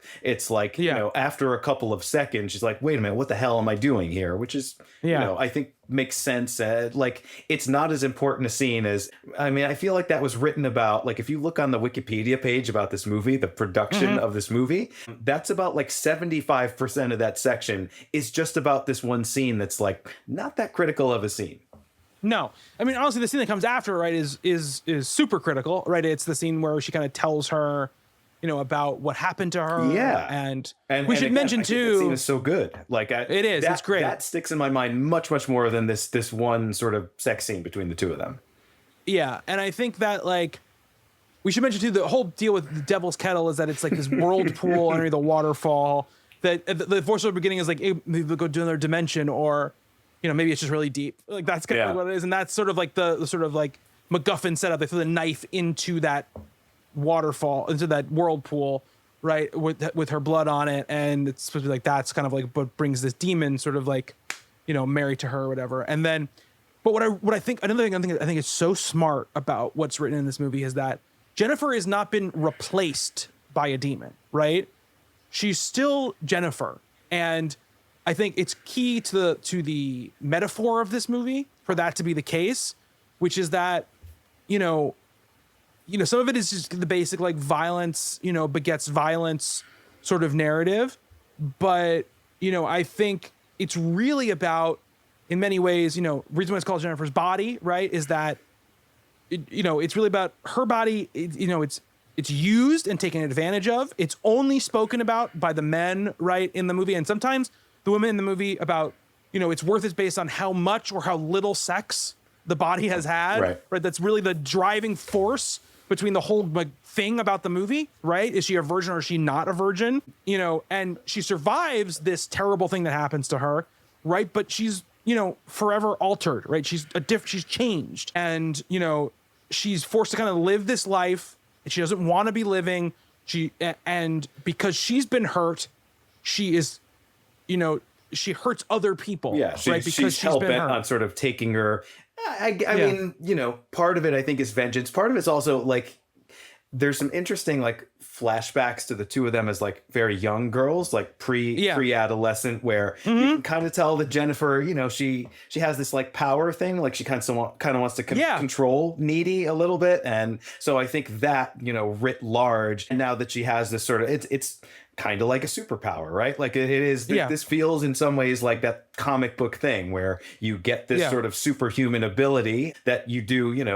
There are consequences to it, like she does have to feed like a vampire or something like that, but also like now she holds all the power, right? And starts to like, at first it's like, well, I just need to feed, and eventually it's like, no, I'm going to feed and I'm going to manipulate people too, right? Like there's a psychological side to it too, which I think is really interesting, that I think was there all along, and this just kind of like gives her a pass there, or this gives her the ability to really express that. See, I would say I partially agree with you, but I would say like stripping out all of the supernatural stuff the plot points that happen in the movie, right? I think it's very much about a person who has been hurt and needs to feel like they have power. Well, there's a line I think that really speaks to that, right? Like Needy says to her at some point, like about her social status or something, like social relevance. Yes, like you haven't. That's been in the relevant. last fight. Don't do that yet, because that's the last fight. I really want to get into that. Sorry, but I just it absolutely. I want to speaks finish to what my you're saying. metaphor. Okay, go ahead. I want to finish my metaphor really quick, which is that she needs to lash out. She needs to feel powerful because she felt so helpless about this thing that happened to her. So she goes out and she exerts power over these men and hurts to hurt them. Take out the fact she kills them, right? Just think about it, if it was not as supernatural, right? She sleeps with them and she's terrible to them, and she leaves them, humiliates them, humiliates them and leaves them, right? And to eventually where that's not good enough anymore, and she needs to sort of lash out and hurt the people who are closest to her, right? And because like the one thing that's kind of still tethering her to who she used to be is her best friend, and she can't deal with the fact that she's hurt by the fact that she used to be this person, right? So she tries to kind of alienate herself from the best friend. She tries to sleep with her boyfriend, kill her boyfriend, but sleep with her boyfriend, and eventually at the end of the movie, it's the breaking of that bond that ends her, right? That ends up eventually killing her, right? And releasing her from this sort of pain that she's in. It is that, right? And so I think it's a really kind of fascinating metaphor and allegory through the whole thing. Allegory is the wrong word, metaphor for the whole thing. But rewinding, right? So we're headed towards the big dance, right? And the whole thing is like, as always, Needy. And what I love is they do this sort of like the investigation thing, and I love that moment. She's like, I read all the occult section of our library, and Chip is like, this is great. Our library has an occult section. She goes, yes, it's very small. Yep. I think it's great. And just coming on like these scenes I love, right? Where people in the library fucking reading books, or whatever, and never think about the ridiculousness of why would the library have these books, and I think that's great. That's called out here. She basically says like, oh, she's going to go to this dance and it'll be like a feeding frenzy, right? It's going to be like, there's going to be all these people there and she can just like feed and all these people are going to die.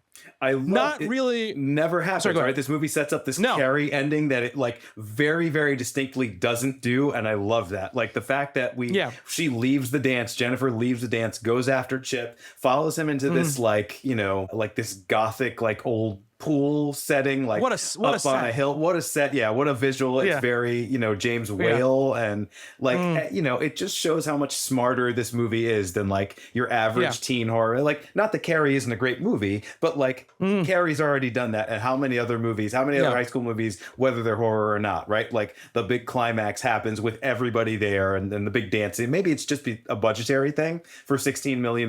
You can't really have, the carnage at the dance that you get in a Carrie kind of movie, but I like this so much better because this is such a personal story in a way that that's it, right? I mean, that's like the thing, we need is to like get the two of them back together. Like I love the final confrontation of this. You're right.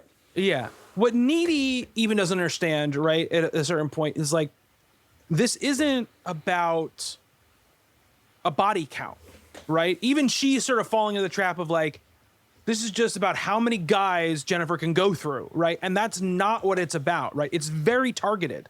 It's a very targeted situation, and who she's going after. And she goes after Chip for a very targeted reason, not because he's just there, right? She could have got a million other guys, right? And obviously that's in the last, confrontation, right? Where she says that to her, and I think it's because she has this bond to Needy, and part of the whole thing for her is this connection and this sort of competition and this fear and this power, and killing Needy's boyfriend gives her more power than she thinks than anybody else, because then she has power over the one person who knows, who still wants her to be the person she used to be, right? And she wants that to be gone from her life. I absolutely fucking love that not the last fight, because there's a fight, but this conversation in the pool is an argument. Yeah. It is an argument between the two of them. It is why are we still friends? We can't just be friends because we were friends since we were kids, since we were little babies. We're people now. You're toxic, all this stuff. And I love how she picks her apart, and I think Seyfried is great in this scene with Fox. I think Fox is also great in this scene, but I think this is also Seyfried's, one of her strongest scenes is this whole sequence between the three of them. I really, really like that a lot. Yeah, I actually really like Chip dies in this scene, which is it's a choice, right? That's not something you generally see. I like those last couple moments between him and Needy that I think are very sweet and sort of in a way that this movie isn't always, but it's nice to know that when it wants to go for that kind of stuff, it can actually found that very heartfelt, unexpectedly, because most of this movie is pretty irreverent. And in that moment, you do I actually really liked Chip in that moment. I wasn't so crazy about him before when he was was I too big or whatever? Yeah. Yeah.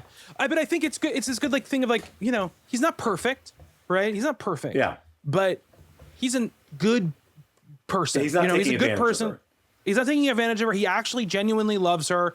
The mistakes he's making with Jennifer before that are just because he's hurt, because Needy basically breaks up with him, says we can't be together. And, I think it's also about her realizing, obviously too late in this instance, that he's enough. He doesn't have to be some, there's something about, shouldn't have been this thing that she kind of cordoned off in one part of her life and didn't let him be a bigger part of her life. Yeah, right? He's a drummer. He's not a lead singer, and that's okay. Yeah, which I love. That was a great scene too. We didn't talk about that. Was a great scene.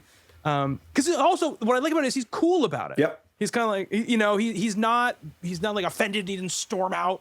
He's just nah, thanks a lot. He gets the vibe. He's going with it, and I like that. But yeah, I mean, him dying at the end too is this movie's kind of nasty. It's got a nasty streak to it, and I think that was one of the things I appreciated about it. Well, it's a very 16-year-old thing, right? You can get away with stuff like that. You write stuff as a teenager, and you're okay with killing off characters that you probably wouldn't do later on when you're trying to go for the mass audience or whatever. And I like that. It's really sort of hard on sleeve emo 16-year-old stuff, and it works, I think, really well. Yeah.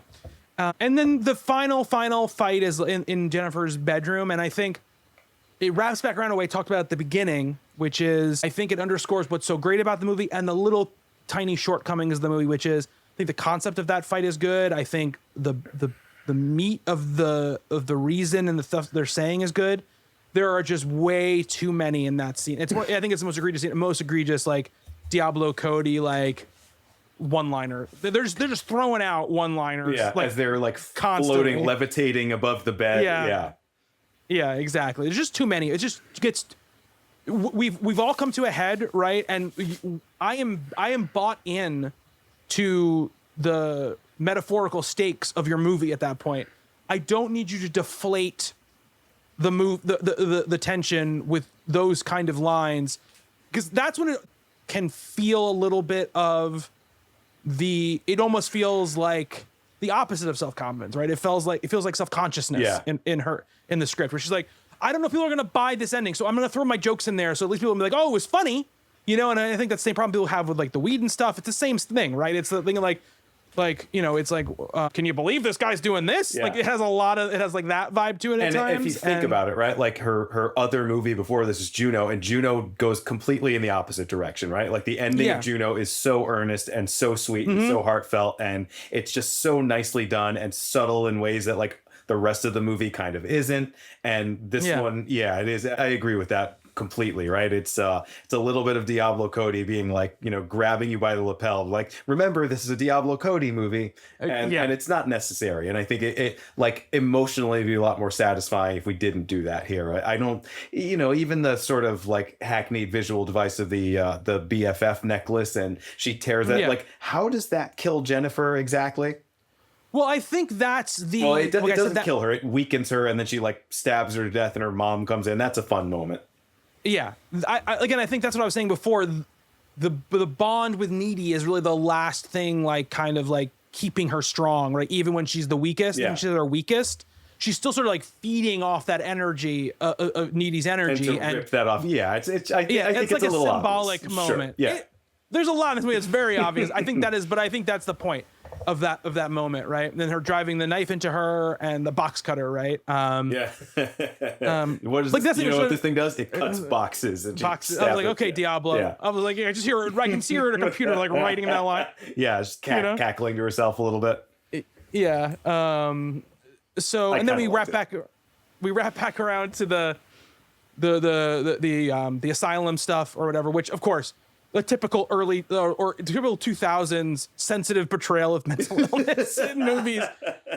That's the first thing I thought when the movie started. I was like, man, we really have come a long way at this point from stuff like this. We don't do this shit anymore where it's like mental illness. She's got like dolls and shit, and she's whatever, and she's not even actually crazy. It's like and they're still playing all those little tropes off of it. And we think where she got bit by Jennifer during their fight, so a little bit of the demon went to her, and because she did have sex beforehand, same transference goes over to her, but she's not as fully, like, I think, taken over, right? She doesn't like have to kill. She just kind of has like a little bit of the powers or whatever. Yeah. Which I think is a fine metaphor for, like, violence doesn't stop when the victim is gone. The original victim is gone. Got a little bit of Jennifer in her. Like, she can't completely let that part of her life go. Yeah, and all this that happened with Jennifer radiates, and it affects her life too, right? These kind of like the violence is like just keeps rippling out, just like anything else, it keeps affecting more people. I do like that she's going to kill Low Shoulder. Yeah, everything's great. I gotta catch a band. I'm gonna follow a band on the road or whatever. Really fun Lance Henriksen cameo at the end. Yeah, I was like, Lance. He looks great in this. I mean, he's way wrinklier now than he was in 2009. He looks pretty. He looks like Bishop in this movie. My last note is Lance Hendrickson. That's my last note on my list. I didn't remember that at all. And I was like, is it him? I was like, yeah, that's totally him. He's, I also like, I'm not sure. I mean, I think that character is supposed to be lecherous and is going to take advantage of her. But like, also we liked Lance Henriksen so much. And like toward the end there, it's almost like, well, maybe not. Maybe he's not such a bad guy, although he's pretty creepy. Yeah, he's a little creepy, but also we know Lance Henriksen is also a little bit creepy in movies, so I think that also comes across. Even when he's nice, he's creepy. Yeah. So I think that's just his vibe. There were several times, like all throughout this movie, I was like, this guy.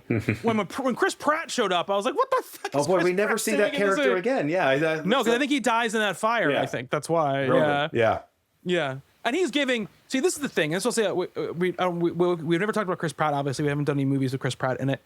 Really on on the show, obviously. Pratt, obviously, this is even before Parks and Rec, right? This is before he is like, he's still like, this is still like Gilmore Girls, like post Gilmore Girls era or whatever. And I think he is giving the correct version of his energy in this movie. Yeah, because he's just like dumb proto shit. Chris Pratt. Yeah, it's nascent, like what Chris Pratt would be. I kind of enjoyed that moment that he's in, but it's just one scene, and he's pretty inconsequential. He's another of Jennifer's conquests that thinks he was conquering her. Yeah, this is one of those moments where, again, Press is a fascinating guy because obviously after Guardians of the Galaxy, he decided, no, I'm going to be like serious, cool movie star. Yeah. And I think even though he goes, all these movies make so much money, I don't think he's good in any of them. And I think he is like, other than when he returns to playing Star-Lord, I think he's still good in that role. But I just think like, whenever I see Chris Pratt try to be cool in a movie and it's supposed to be taken earnestly, this is how I feel like he seems. He comes off a little douchey. Yes, he always comes off douchey. Yep. Comes off like high on my own shit that like I'm so cool, but really I'm nothing, you know? And like, that's how I always feel about him in any movie where he's not playing that, when he's trying to play cool. Like, that's what Star-Lord is, right? That's what Star-Lord is. Like, I think I'm really cool, but I'm shit. Yeah. Right? But then, like, in Jurassic World, he's like, no, I'm just really cool. And I'm like, no, man, this does not work for me, you know? But anyway, so like, it's so interesting he showed up. But I was like, Adam Brody. I don't remember any. I remembered Amanda Seyfried was in this movie. I remembered that Megan Fox was in this movie. That's only people I really remember. Amy Sedaris plays Needy's mom.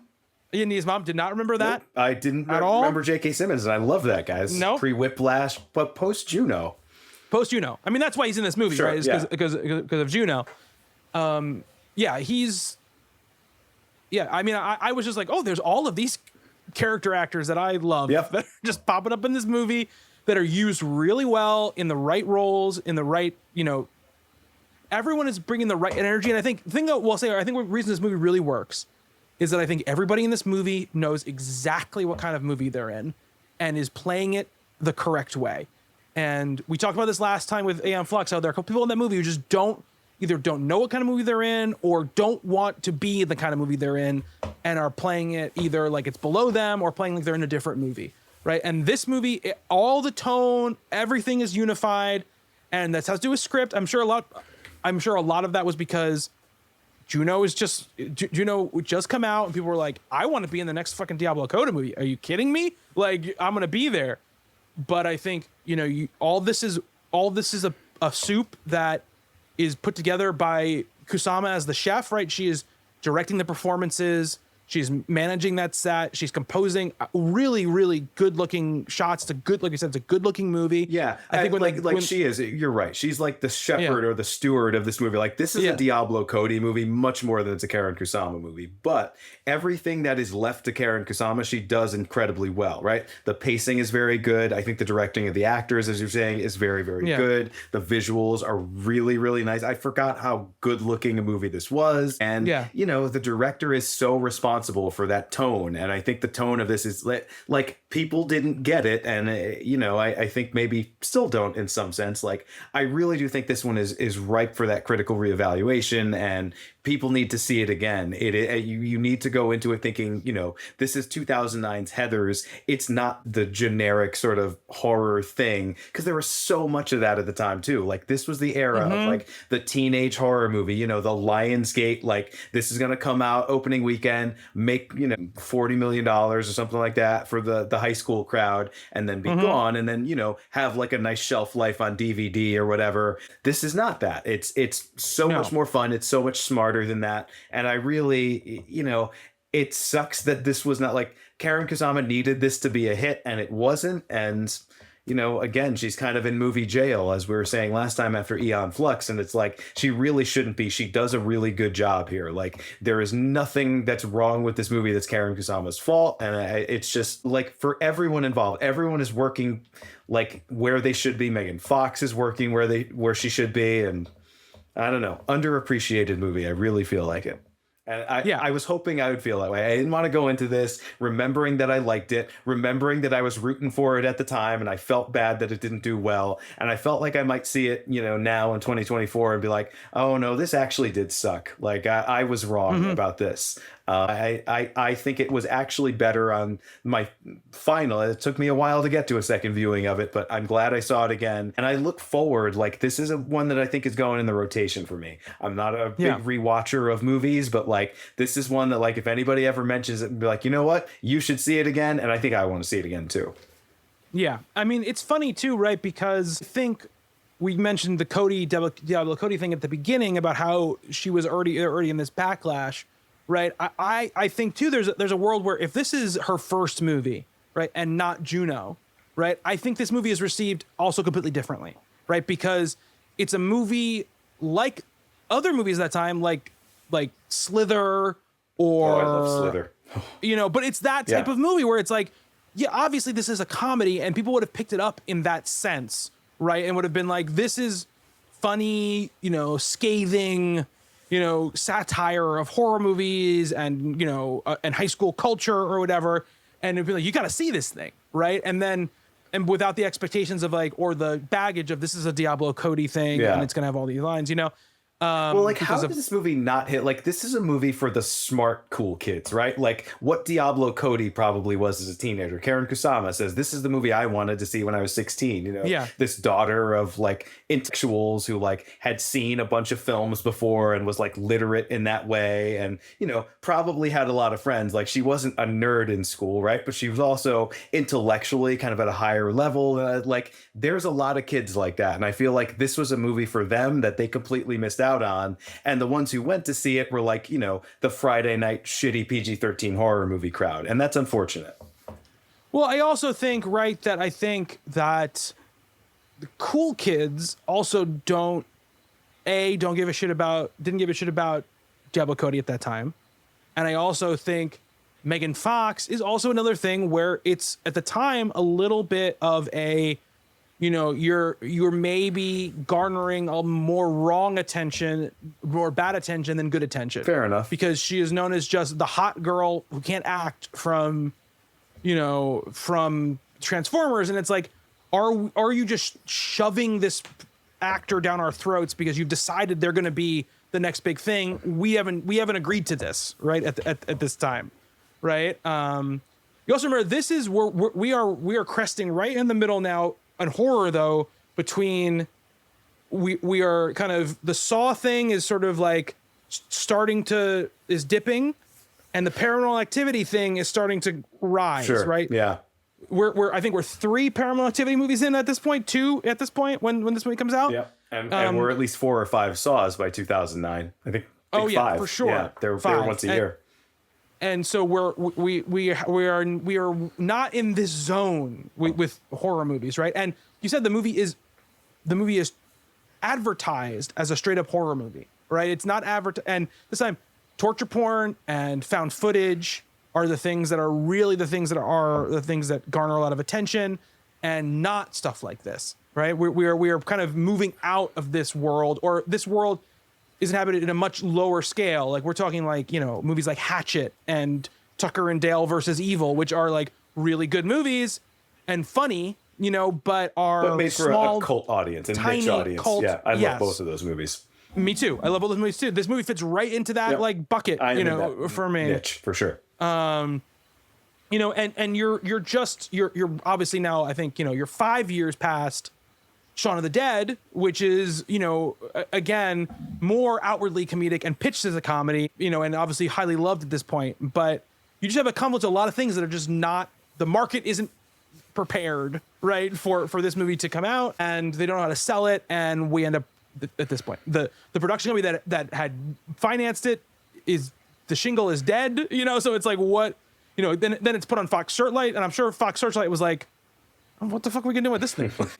We're gonna put it out in September, you know, like not a great time for horror movies to come out, you know. And the truth is, if it was demonstrably worse than it is, it probably would have done better, which is the sad thing about it, you know. That's a great point. If it was the more boring, straight up horror movie version of this, it would have done better. Like a shitty version of Carrie. Yeah. I mean, or like, you know, look at the way where they're doing like House of Wax and all those type or of like the Carrie sequel that came out that did pretty well. Do you mean The Rage, Carrie 2? The Rage, yeah. I feel like that movie made some money. It was interesting. That was well before, though. No, I know, but like, you know, it could have easily been something like that. Diablo Cody later on. So this movie eventually found its audience. It did well. Was #1 DVD sales the week it came out on DVD. This was still a time when people were like purchasing physical media, and you'd see something like this with a cool looking cover, and you know, maybe I'll buy that movie because they were $10 at Best Buy or whatever. And it did really well. It made like $2 million.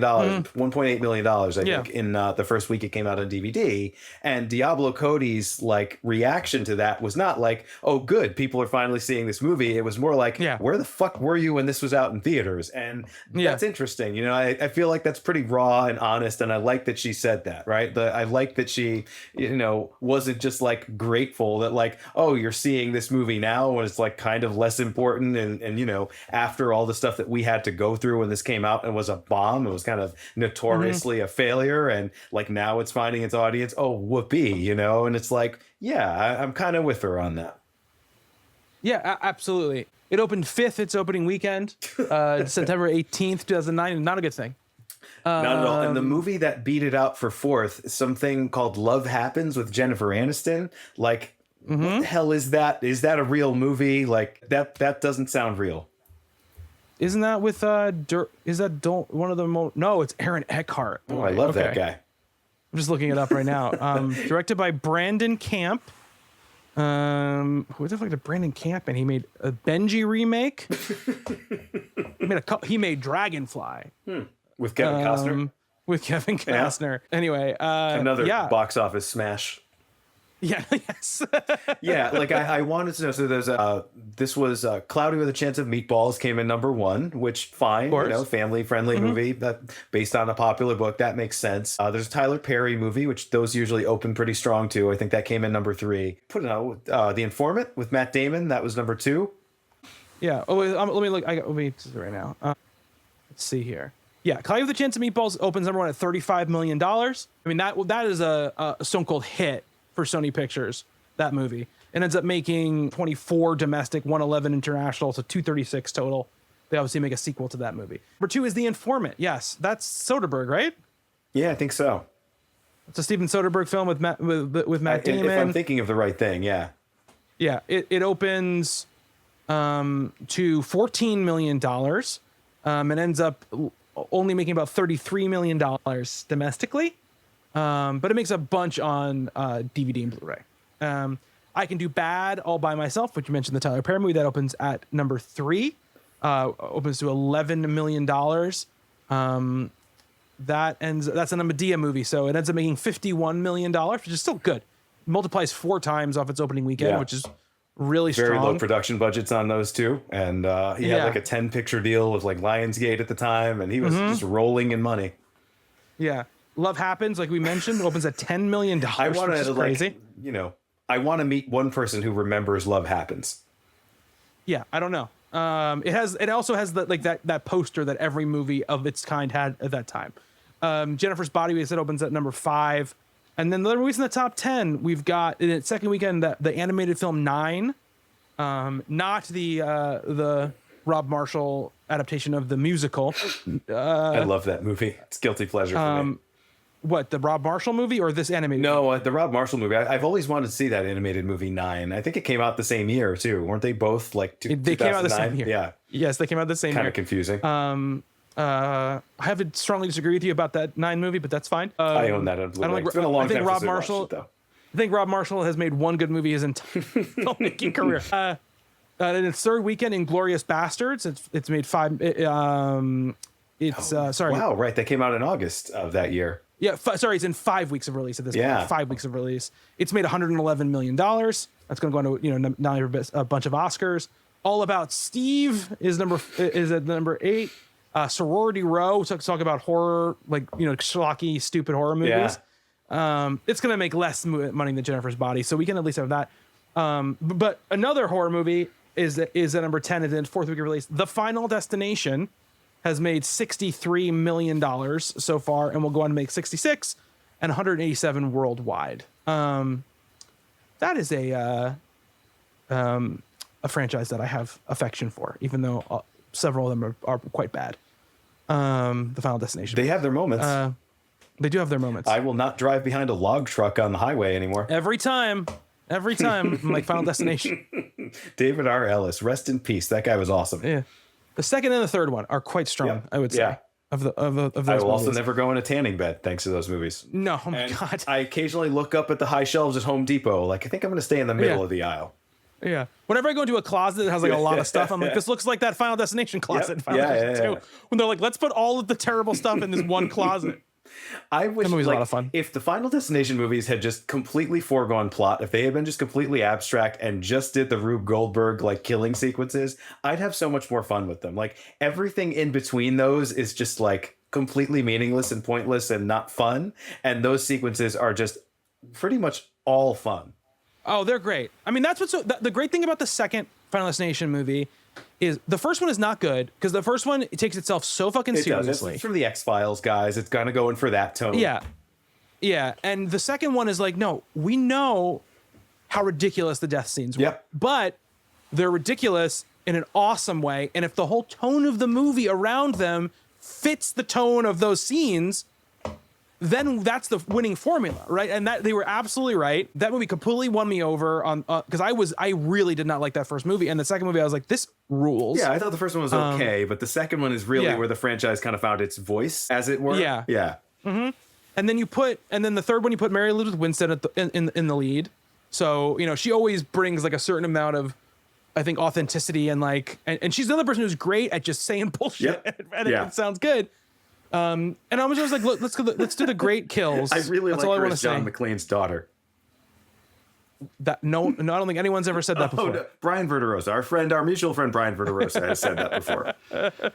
So you want to hear some other horror movies that came out in 2009? Yes, I'm sure I saw every single one of them. I saw a lot of these. The Friday the 13th remake, the Platinum Dunes.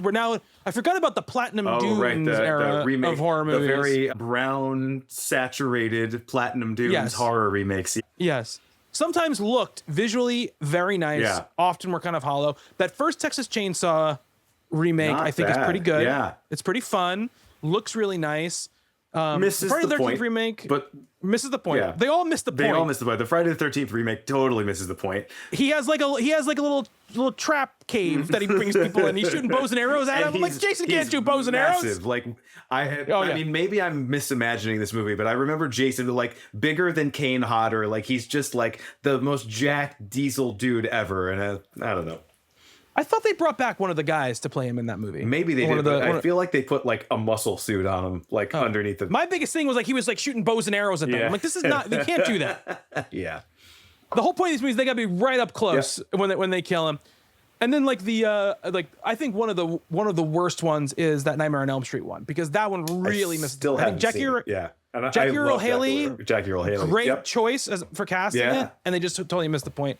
Human Centipede comes out in 2009. Finn comes out in 2009. House of the Devil comes out in 2009. I love House of the Devil.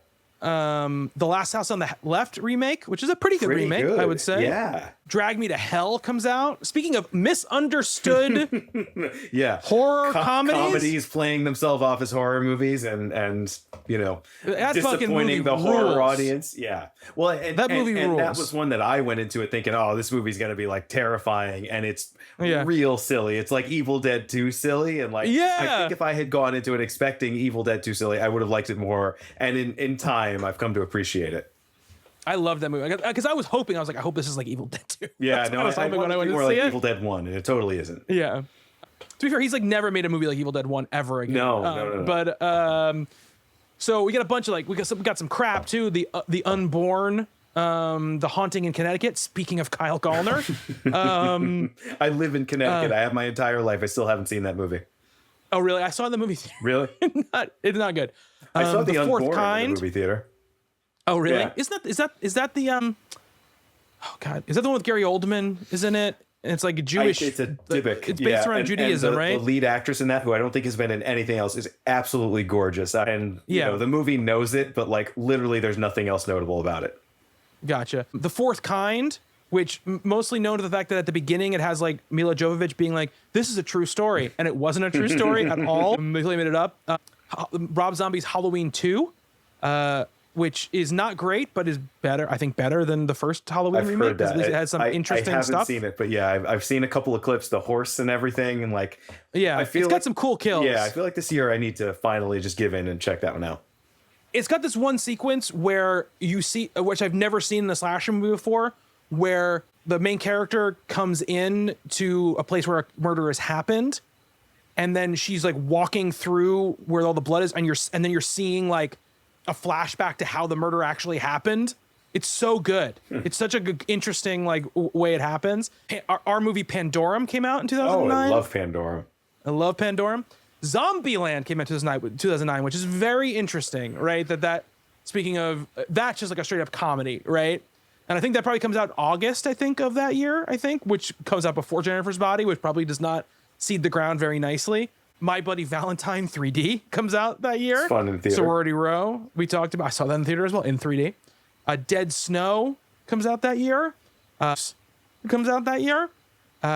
Ethan Hawke vampire movie with Sam Neill. The Spierig brothers made that.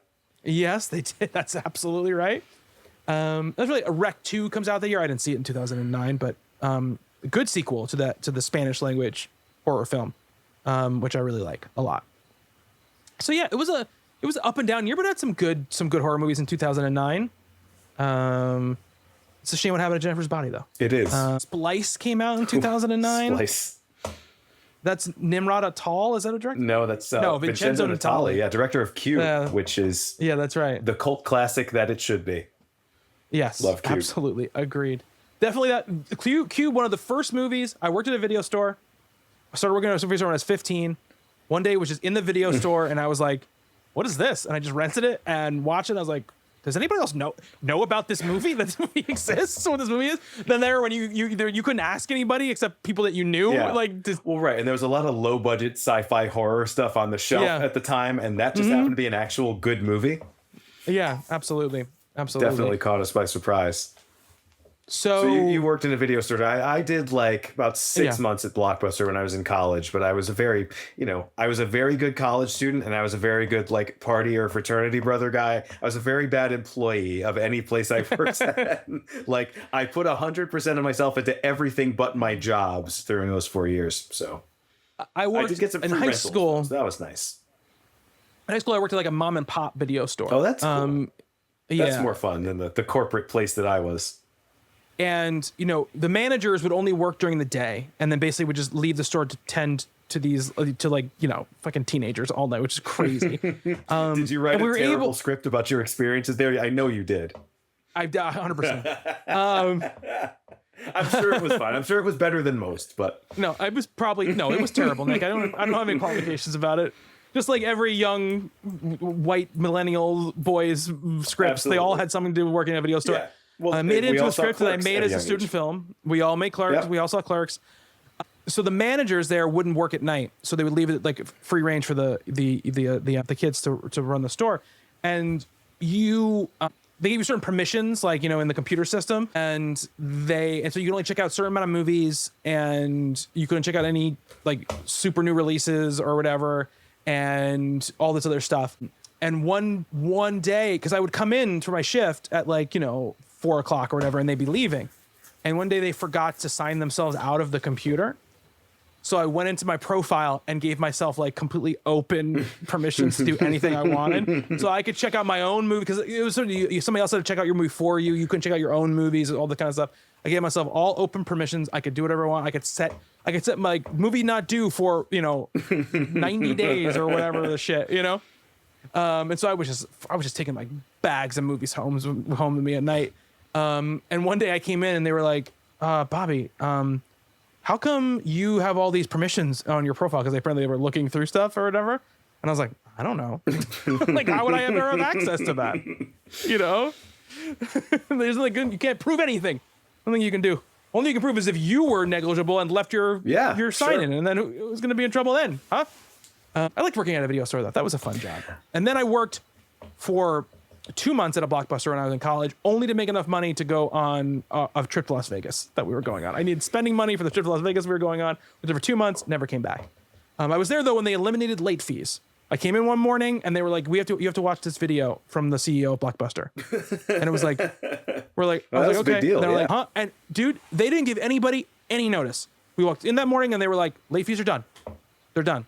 So when you check movies in, the system should reflect it. They were like, you can zero them out. This is how it works. And people were like, and so people will come in and check out movies. I'm like, when does it due? Because they always ask you, like, when does it due back? And I'm like, it's not. I don't know if it's not. Keep it. Keep it. Like, until I remember someone came in. This kind of broke me at working at a video store, though. And they were like, I'm really looking for a really good movie. And I was giving, and they're like, I'm thinking about renting The Day After Tomorrow. And I was like, that movie's terrible. I was like, it's really boring. I was like, I would really not recommend getting it. I was like, I recommend these other 3 sort of like big disaster-ish epic action movies that are kind of new.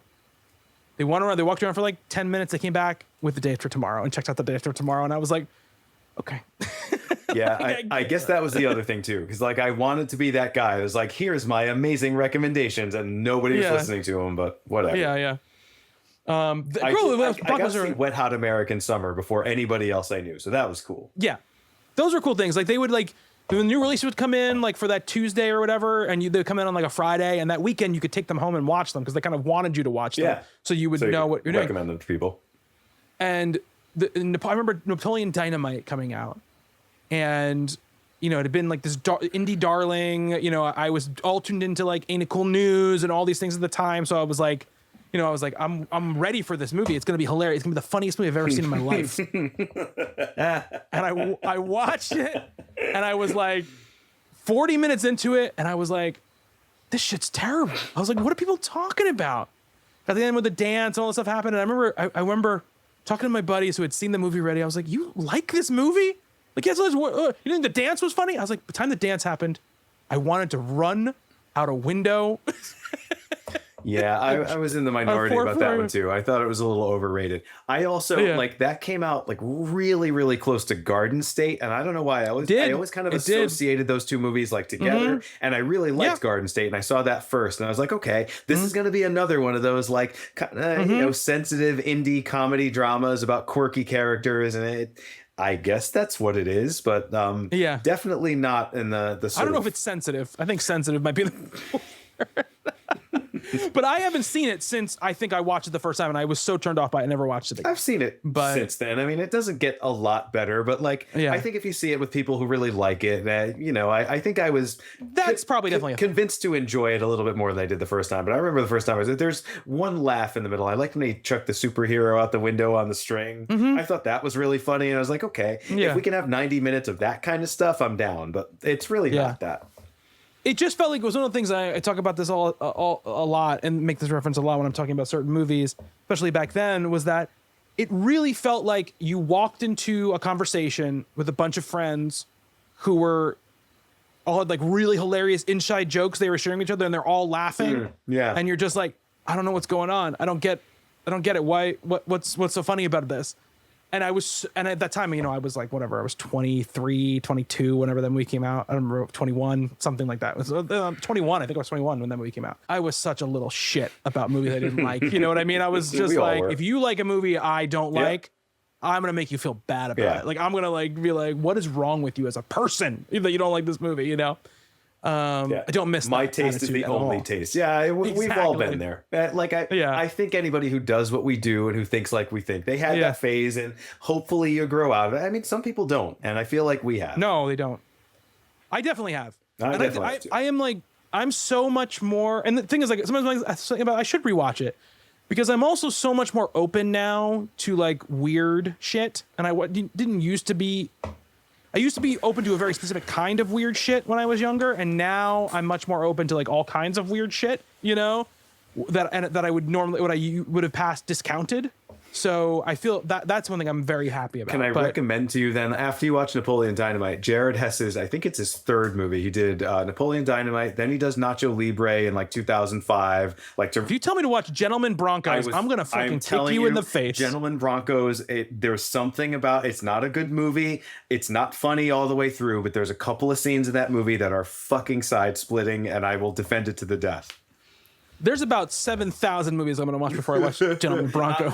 I mean, and fair enough. But like, if you get on like a Jared Hess kick, please don't skip over Gentlemen Broncos, because there are some moments in it that and you probably won't find them funny, but it might help you understand me better. I'm thinking about it now, and I'm like, the laughs are bubbling up inside me. I might be the only person who thinks that, but that movie's got a couple of scenes.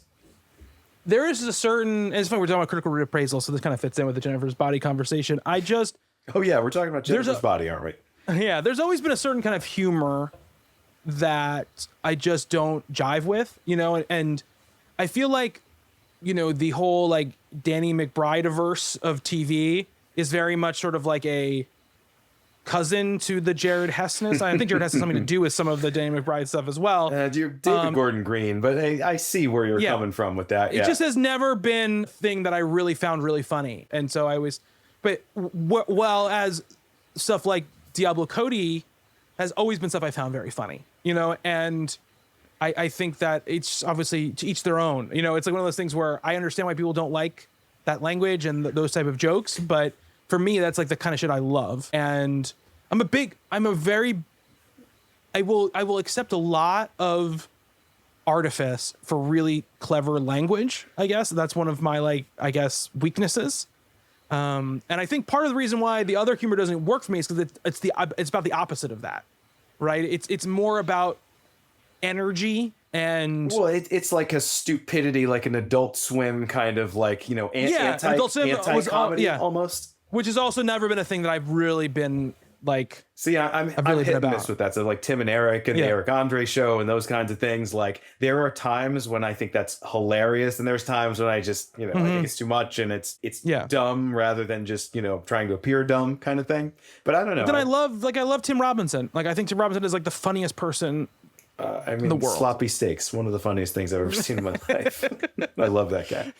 And Sam Richardson and like that whole crew. I just they're great. He's doing a movie with Paul Rudd. Yep. I'm in. Another recommendation. Sorry, I look completely off topic here. Throw it on me. We're at the end of the show. We talked a lot about Jennifer's Body. I think we talked very well about it. There's a 2-season show that was on Comedy Central called Detroiters with Tim Robinson and Sam Richardson. I need to watch it. Fucking so funny. I'm so sorry that they canceled it. I watched it I think it was canceled by the time I went back and checked it out. And there are some scenes in that show that are just like some of the funniest stuff I've ever seen on TV. They had a really funny bit together during when they did like the NFL schedule announcement, like the Detroit Lions schedule announcement or whatever. They were good. I love this. I love Sam Richardson. Yep. He's great in the After Party. Very funny in Veep. Very funny in Veep. A really underrated movie that nobody really watched because why would they? That Werewolves Within. Oh, I like that movie. Yeah. Oh, he's fucking hilarious. The star of that movie. Yeah, he's so good in that movie. Really clever, like funny movie. Yep. Pretty that's oddly good based on a game. Movie. Yeah, it's also oddly based on a game, which is like so funny to me. Good stuff. Yeah, I think. So next week we are going to be talking about The Invitation, Karen Kusama's follow-up to Jennifer's Body, which comes out in 2015, 6 years after Jennifer's Body. She does a lot of TV in between. She's directing a lot of TV, but her first film. After that, and it's a tiny budget horror movie. So she's kind of become oddly a horror movie director when she makes movies. Like that's kind of what happens these 6 years apart. If you can find any sort of like combination between them. I saw The Invitation when it came out in 2015 and I loved it. I haven't watched it since. Same so here. I'm really excited to watch it again. That movie I remember not being funny at all. So no, like we're being very serious. Karen Kusama is so interesting too because she comes out so strong with Girl Fight, and it's this like sensitive drama. It's a sports movie. Like she's never done anything remotely like that again. Like she's never had a but chance she's never to. written anything ever again. No, that's the other thing, right? That is her script too. But like, I mean, she's so good at that in 2000. It's like she could probably still do that if you give her something like that. Give her a character-based drama, and let her. All those movies that they make now, all those character-based dramas they make nowadays. Yeah. Well, and she's doing television, and that's where you can kind of get more of that stuff. But like, that's where you can do it. I don't know. I mean, I again, so many things in this career. Like we talked about Kaczynski and like this triumphant arc that his career has, and then he gets to make the Top Gun sequel that everybody loves, and it's like Karen Kusama, like she just kind of keeps getting kicked when she's down, and it's like she's a good filmmaker, and she is. All the movies look good. That's the thing too. Yeah, all the movies look good. Obviously there's some stuff in Fox doesn't look great, but when the movie looks good, it looks really nice, and Jennifer's Body looks really nice, and I remember The Invitation looking great. Yep. Obviously very small scale. We haven't seen Destroyer yet. That'll be a fresh watch for both of us. Fascinated. I feel like we might end up. That might be a discovery for us, right? We might be recommending that with people. Hopefully, or it could suck, or it could be just another misfire. But I don't know. Yeah, I like the idea. And then we'll watch the Yellow. Yeah, and then we'll watch the Yellow Jackets premiere episode, the pilot, which looks great. I mean, that show has such a sharp visual style, and I'm guessing it comes a lot from her whole thing. I'm pumped to see it. I've been meaning to watch that show before we ever even talked about doing this podcast or doing Karen Kusama, and like it's been one of those things on my list. So I probably will, if I like it, and I think I'm going to, I'll continue and watch the whole series. It's a cool show. It's a very cool show. So I'm excited. It's a very different career than Kaczynski, like you were talking about.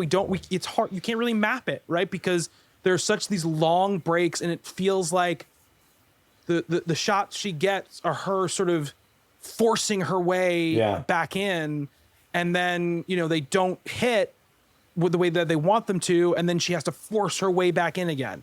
And she never really gets to get like a head of steam and develop a body of work that we can track as far as being like, these are the things that make it a Karen Kusama movie, because she's not, and I think there'll be other directors like this, but I don't think there'll be many directors like this that we cover who I think when they're allowed to have a voice, have such a strong voice and are just aren't allowed to have that voice. Sure. Right. I think. But what is interesting about her, yeah. and I hope we see more directors like this, is that because she's been kind of kicked around by the industry so much, she's been very critical of Hollywood and the way women are treated in Hollywood specifically. And that's interesting, right? Like that's a voice that needs to be heard. Whereas Kaczynski, he's very complimentary of the system because the system has treated him so fucking good. He's like, the system works and it's wonderful. Absolutely. Like, I'm hanging out with Tom Cruise tonight. Like Karen Kusama probably, like if she's ever been in a room with Tom Cruise, they probably, didn't even look at each other, right? Like this is a person who is kind of an eternal outsider in some sense and,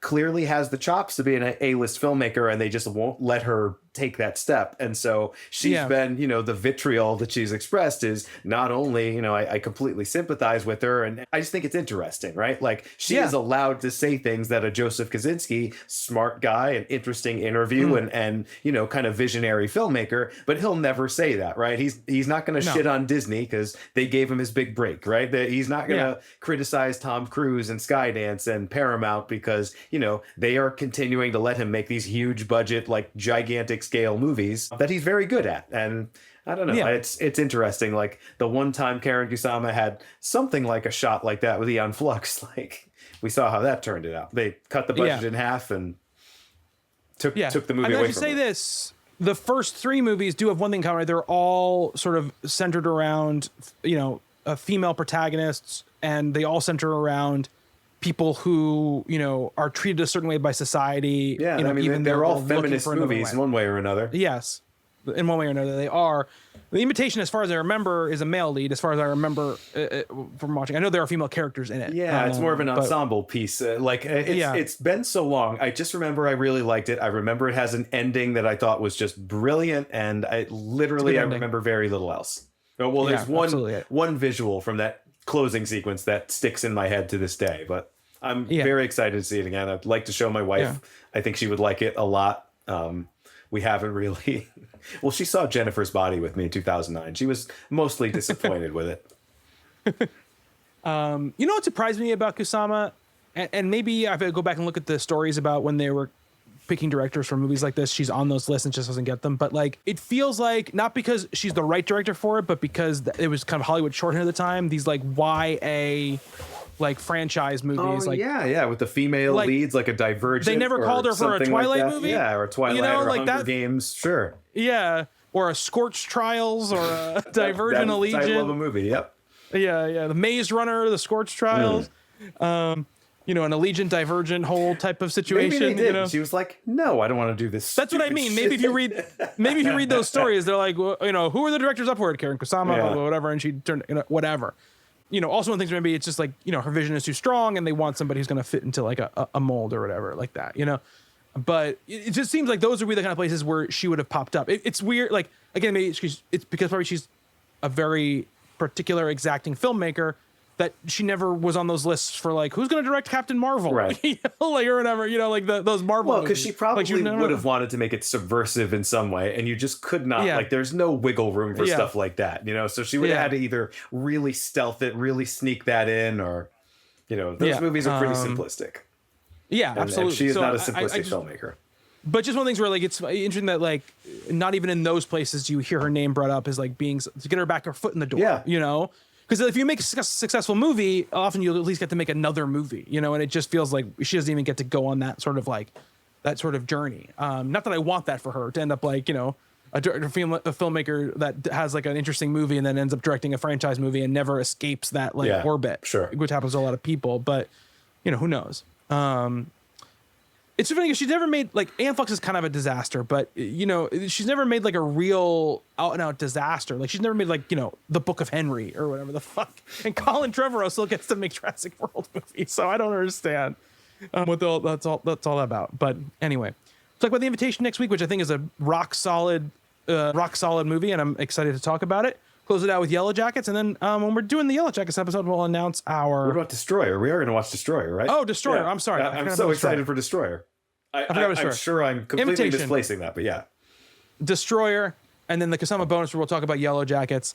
And I think what we'll do too, we'll probably, by the time those coming out, the show will be live. So we'll publish on social media like our schedule for the upcoming episodes and stuff like that. As far as release order and the directors we're doing, we picked our director after Kusama. We talked about last week. We got an interesting one teed up for next time. Actually, two. The next two I think are going to be a lot of fun. Next two are teed up. We're doing, we're keeping these filmographies to give people a hint, a little on the shorter side right now. 5-6 movies. But we're doing two very interesting people after that, and then after we do that, I think we're gonna do our first longer one. After we do these other two, but very interesting directors, I think, with some great movies. Like we're definitely venturing more into like stone cold great movies, and a lot of these people that we're gonna be talking about. One little prestige-y, one a little bit more genre-y. I think it's gonna be fun. So I'm looking forward to that. And you can check out all our stuff on intrepidfilmographers.substack.com. Please subscribe to the podcast, rate and review. It really helps. I really tell you, I've been doing podcasts for a really long time. There's a lot of really famous people who do podcasts. It's really hard to get noticed. Ratings and reviews do so much, especially for a new podcast. It really, really helps. So the more ratings and reviews you can leave, I know somebody that feels like, oh, it's not going to help. It's not going to help if I leave a review. I'm just one person. Trust me. It all helps. So please do it. If you're the other Gentleman Broncos fan out in the world, maybe leave us a review, just a sympathy review for that. Well, if you're the other Gentleman Broncos fan out there, please stop listening to our podcast. We don't want your type. Wait, does that mean I can't be on the podcast anymore? I like that movie. No, you can't. You just can't listen to it. You can't listen to the podcast. Fair. Yeah. So thank you to everybody who has been listening, except those who like Gentleman Broncos. Until next time. Thank you, Nick. Thank you, Bobby. And thank you to everybody who's been listening. Until next time, be good to one another. Later.